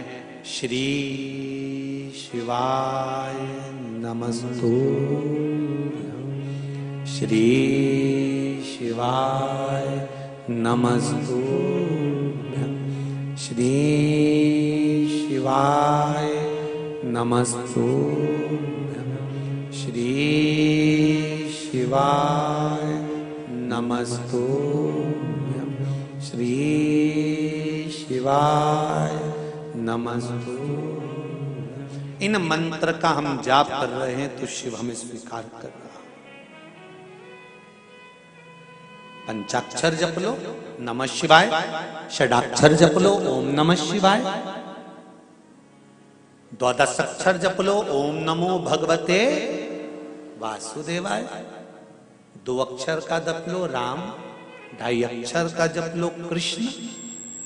पर मंत्र जाप हो, चाहे माला हो, चाहे शंकर भगवान पर 1 लोटा जल हो, दिल से चढ़ाना, दिल से, दिखावे से नहीं।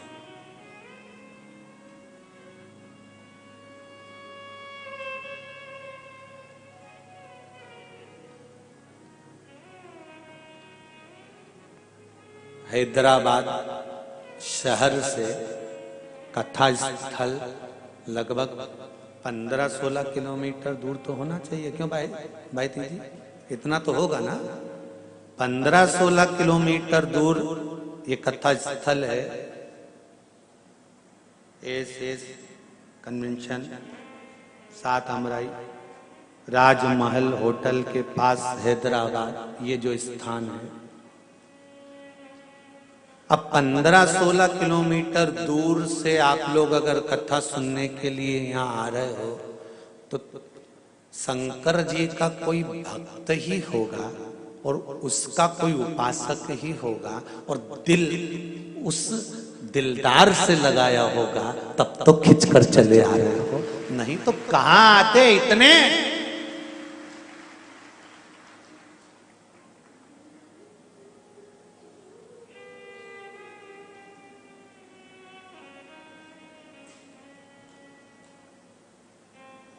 उससे मन लग गया, उससे हृदय लग गया। उससे उससे अपने चित्त वृत्ति को जोड़ा है।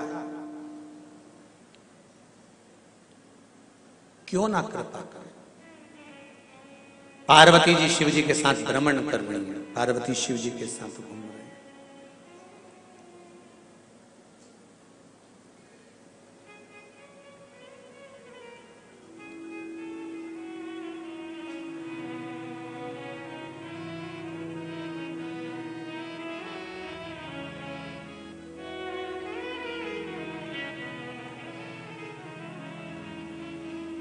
शिव की शरण में आ जा हो, शिव की शरण में आ जा, भोले की शरण में एक बार आजा आजा, शिव की शरण में एक बार आजा आजा, शिव की शरण में एक बार शरण में आजा हो, शिव की शरण में आजा, भोले की शरण में एक बार आजा आजा, भोले की शरण में एक बार आजा आजा, भोले की शरण में।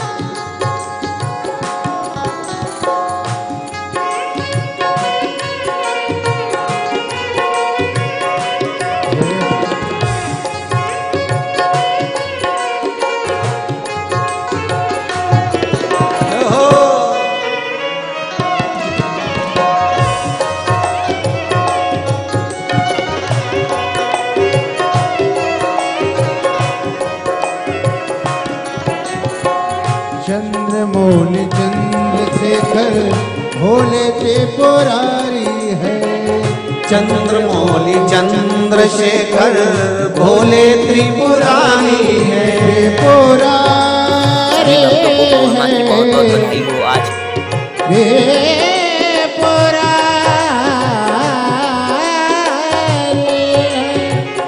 चंद्रमौली चंद्रशेखर भोले त्रिपुरारी है, चंद्रमौली चंद्रशेखर भोले त्रिपुरारी है। गले मुंड माल राजे करे त्रिशूल धारे है, गले मुंड माल वाजे करे त्रिशूल धारी है। नंदी पे सवार से हो,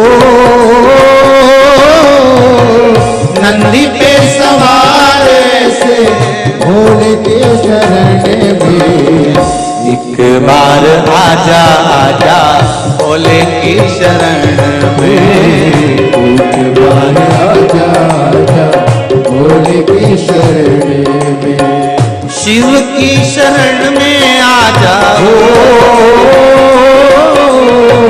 शिव की शरण में आजा, भोले की शरण में एक बार आजा, आजा भोले की शरण में एक बार आजा, आजा भोले की शरण में। रहो हरि बोल।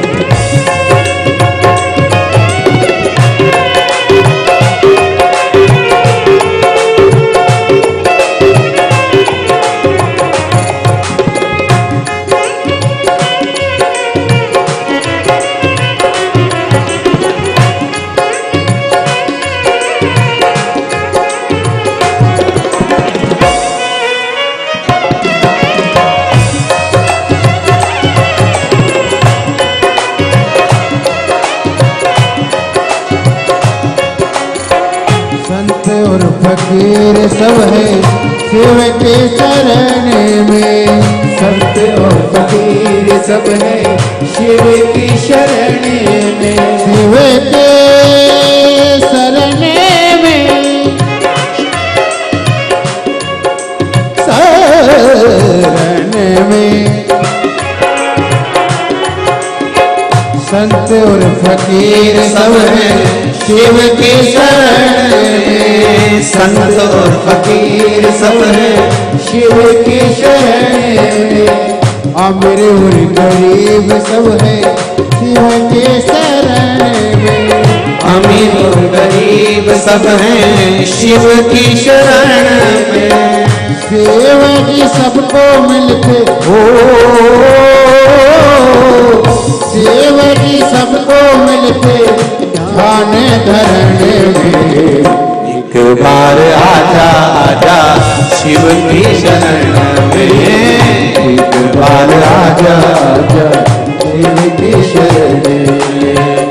भोले की शरण में आजा हो, भोले की शरण में आजा शिव की शरण में। एक बार आजा आजा भोले की शरण में। एक बार आजा आजा भोले की शरण में। ओ एक बार आजा आजा भोले की शरण में। एक बार आजा आजा भोले की शरण में। ओ एक बार आजा आजा भोले की शरण में। एक बार आजा आजा भोले की शरण में। एक बार आजा आजा भोले की शरण में।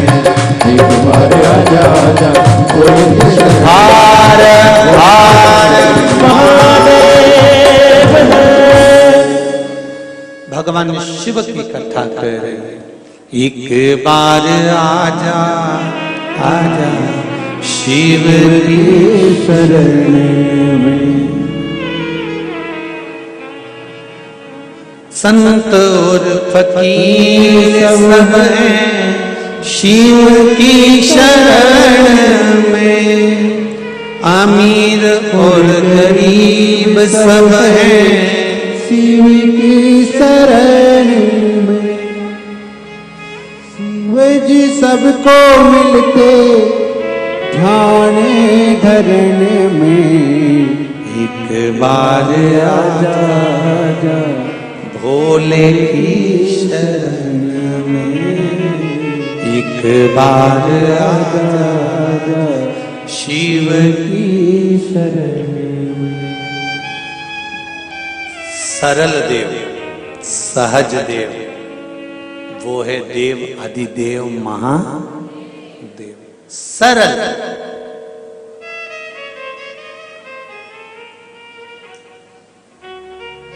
शिव मंदिर में कपाट नहीं, हृदय में कपट नहीं, परिवार में कोई झंझट नहीं।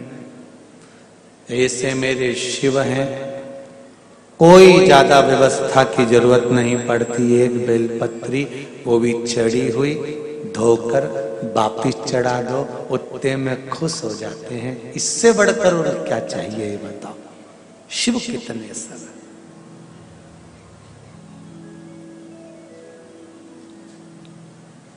श्री शिवाय नमस्ते। सरल।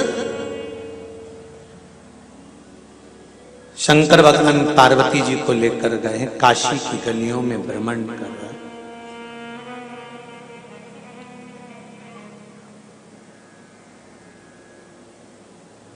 घूमते हुए काशी की गलियों में पार्वती मणिकर्णिका पर बैठकर इस काया को देख रही है और उस काया को जलता हुआ भी देख रही है।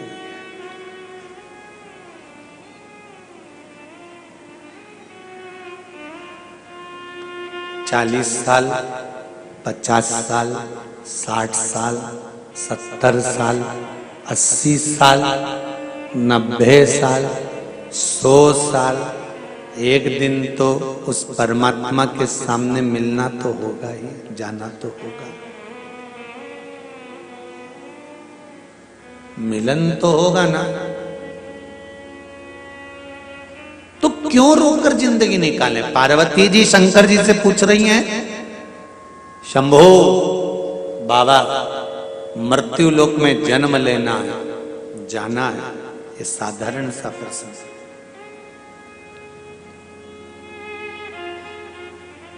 सरल भक्ति का तरीका बता दो जिससे आपका धाम मिल जाए, आप मिल जाएं, ऐसी सरल भक्ति बता दो। शंकर जी ने कहा सबसे सरल भक्ति एक ही है, पार्वती, सबसे सरल। जीवन में निष्कपट भाव से किसी के काम आ जाना।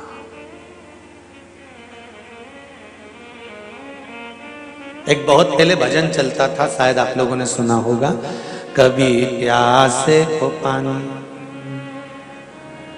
पिलाया नहीं, बादू अमृत पिलाने से क्या फायदा, कभी गिरते हुए को उठाया नहीं, बाद आंसू बहाने से क्या फायदा।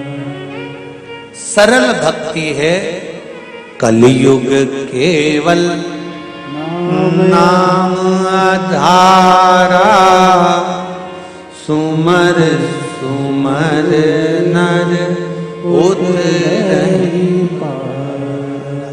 सरल भक्ति है मेरा नाम जप कर निष्कपट भाव से किसी के काम आ जाना, किसी की सेवा में तल्लीन हो जाना, बिना मांगे, बिना कुछ प्राप्ति के।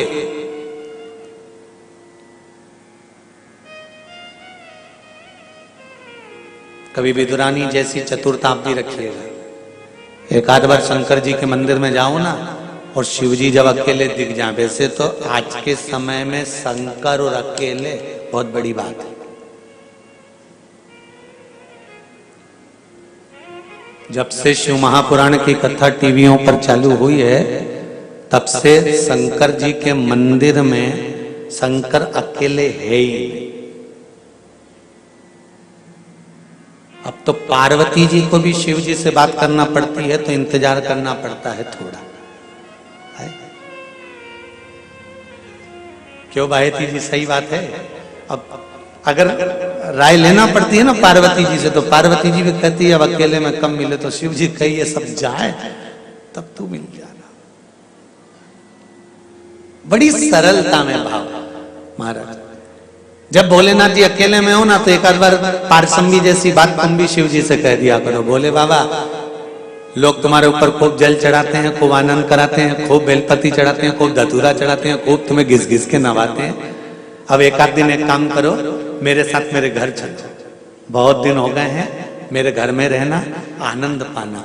जब दिल से कहोगे, और चलते चलते कहने के बाद आप नंदीश्वर से भी कह दो, नंदी को भी जाकर कह दो कि शाम को जब भ्रमण पर बाबा निकले तो मेरे घर पर थोड़ी देर रुक जाना, अंदर प्रवेश कराना, एक आध दो दिन आराम करना, फिर चले जाना, उसमें क्या दिक्कत।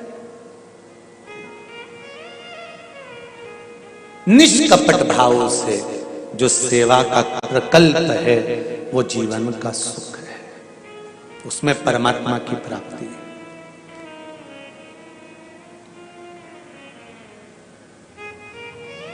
मत जाओ किसी तीर्थ में, घर में अगर बूढ़े माँ बाप हैं तो उनकी सेवा कर लेना ही बद्रीनाथ और केदारनाथ के बराबर है। उनकी सेवा कर लेना ही बहुत है।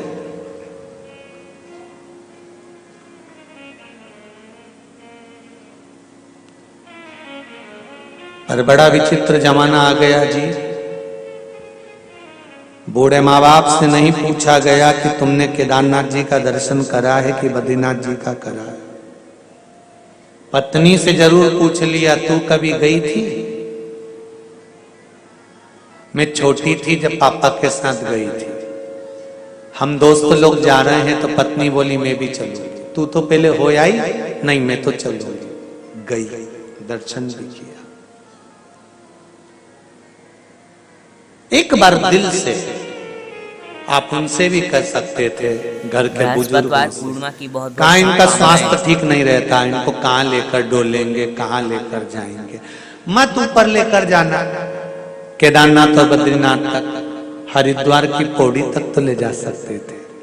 पापा मम्मी के लिए 2 लोग छोड़ देते, हरिद्वार को हम दर्शन कर कर आते हैं, आप ऊपर जाएंगे, ठंडक पड़ रही है, घोड़े पर बैठ पाए ना बैठ पाए, दर्शन कर पाए ना कर पाए, श्वास चलती है, तकलीफ होती है, इसलिए नीचे ही दर्शन।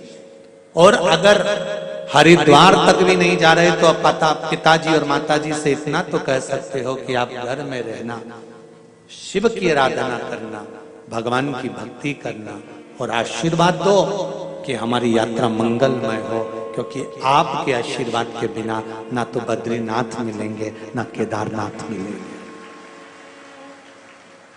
तुम्हारे आशीर्वाद के बिना ना तो मुझे बद्रीनाथ मिलने वाले हैं ना केदारनाथ मिलने वाले हैं।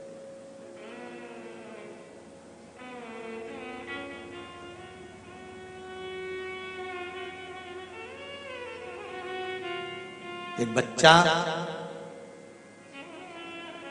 रोज मंदिर जाता है और रोज मंदिर से आकर कहता है, मम्मी आज मैं रामेश्वरम गया था, आज मैं केदारनाथ जी गया था, आज मैं बद्रीनाथ जी गया था, आज मैं मल्लिकार्जुन गया था, आज मैं महाकाल गया था। माँ भी हंसकर कहती है, कहाँ पागलों जैसी बात करता है, पास के मंदिर जाता है लोटा भर जल चढ़ाने के लिए और कहता है मैं केदारनाथ गया था, मैं बद्रीनाथ गया था, मैं महाकाल गया था, मैं मल्लिकार्जुन गया था।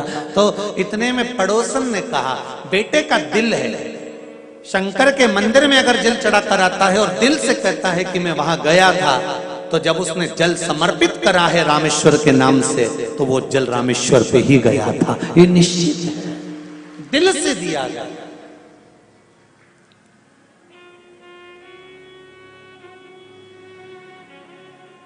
नवग्रह में से एक ग्रह है मंगल, जिसकी उत्पत्ति, जिसका जन्म शंकर भगवान के ही शरीर के पसीने से हुआ है।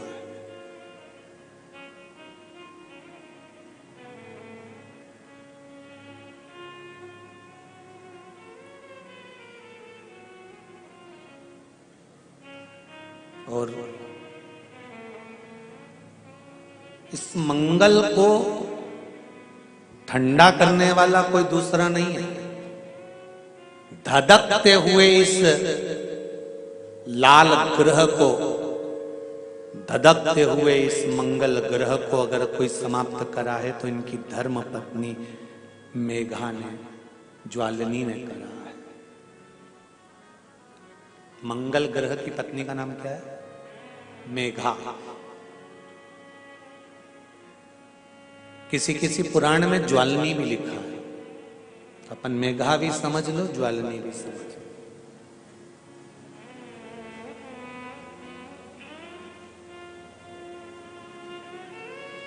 बहुत क्रोध है, बहुत क्रोध मंगल,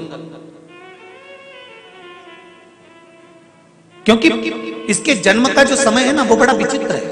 मंगल के जन्म का जो समय है वो बड़ा विचित्र है। जिस समय पर अंधकासुर बड़ा उपद्रव मचा दिया, जिस समय पर अंधकासुर ने बड़ा उपद्रव मचाया, बहुत उपद्रव मचाया,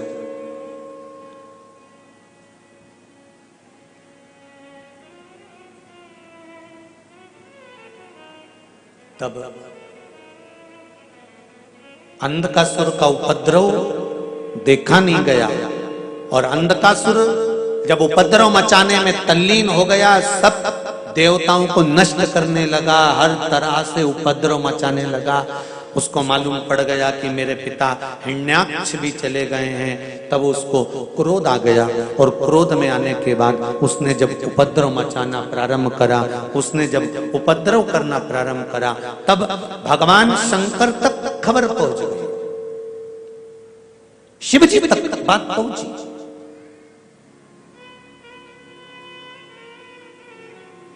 कि ये अंधकासुर जो आपके द्वारा जन्मा है, अंधकासुर का जन्म कब हुआ था? भगवान शंकर काशी में बैठे हुए थे, बड़े आनंद के साथ बैठे हुए थे। पार्वती जी पीछे से आ गई, उन्होंने शंकर भगवान के हाथ पर, अपने नेत्रों पर दोनों हस्त कमल रख लिए, और जैसे ही हस्त कमल रखे तो शंकर भगवान के नेत्र बंद हो गए। नेत्र बंद होते से शंकर भगवान के नयन से एक बूंद नीचे गिर गया, अश्रु नीचे गिर गया। उससे पुत्र ने जन्म ले लिया, जिसका नाम अंधकासुर था।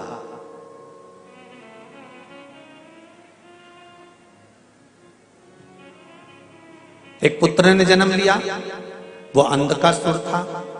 पार्वती जी ने उसको पुत्र की तरह रखा। शंकर भगवान ने कह दिया पार्वती इसको उठाकर समुद्र में डाल दो। पार्वती डालने को तैयार नहीं हुई। खूब समझाया माता पार्वती को, पर पार्वती मानी नहीं। शंकर भगवान को क्रोध आया, पार्वती ये तुम्हारा पुत्र नहीं है। पार्वती जी कहती हैं आपके द्वारा जन्मा है तो मेरा पुत्र ही तो है। शिव जी ने समझाया, पार्वती मानने को तैयार नहीं। तब शंकर भगवान ने पार्वती जी के हाथ से उस पुत्र को लेकर समुद्र में फेंक दिया।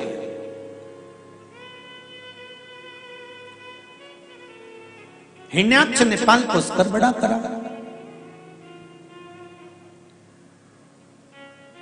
समय आया, ब्रह्मा जी का तप करा अंधकासुर ने, और वर प्राप्त करा ब्रह्मदेव से कि मुझे वर दो कि मैं मरूं नहीं। तो ब्रह्मा जी ने कहा मृत्यु निश्चित है, मरना तो पड़ेगा। फिर वही वाली बात आ गई, बादाम खाओगे तो भी मरोगे, नहीं खाओगे तो भी मरोगे,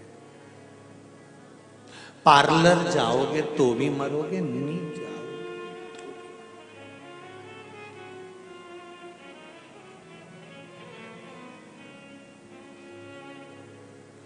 घूमने जाओगे तो भी मरोगे, नहीं जाओगे तो भी मरोगे। ऐसे बहुत सारे लोग मिलते हैं जो कहते हैं हम बद्रीनाथ गए, केदारनाथ जी गए और कुछ हो गया तो मत जाओ। घर में बाथरूम से नहा के बाहर आ रहे थे, चप्पल पहन रहे थे, पांव फिसल गया, चोट लगी, निपट गया। अब अब केदार जी गया था कि बद्री जी गया था? वहां से लिखी हुई तारीख, तिथि, दिन, पल, घड़ी, समय, नक्षत्र, जब तुम पैदा हुए माता के गर्भ से, इस नाभि की जब नाल माता के गर्भ से कटी, बस नाल कटी थी और बंधी थी, उतने बंधन में तेरी मौत की तारीख, तिथि, पल, घड़ी, क्षण सब लिख दिया गया था कि इतनी तारीख को, इतनी बजे, इतनी घड़ी, इतने पल पर मरेगा।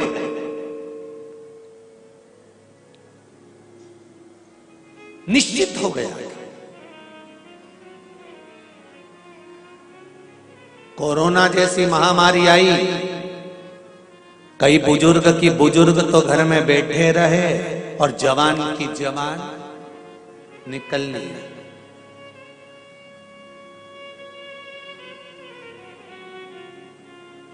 कई एक्सीडेंट तो आपने भी देखे होंगे, परिवार में 10 लोग जा रहे हैं, उसमें से कई लोग चले जाते हैं और कोई छोटा सा बच्चा जिसमें जान ही जरा सी है और वो बच जाता है। कई एक्सीडेंट पढ़ना आपको इससे मिलेंगे। क्यों?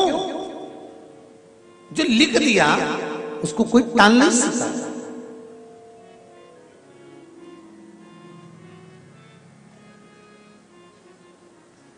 अकाल मृत्यु वो मरे जो काम करे चंडाल का, काल उसका क्या बिगाड़े जो भक्त हो महा काल का। अब तुम सोच के बैठे थे बद्रीनाथ जाएंगे, केदारनाथ जाएंगे, ये हो गया वो हो गया, तो निश्चितता है तुम्हारी मृत्यु की। अब यहाँ अंधकासुर ब्रह्मा जी से कह रहा है कि मुझे वर दे दीजिए, मुझे वर दो,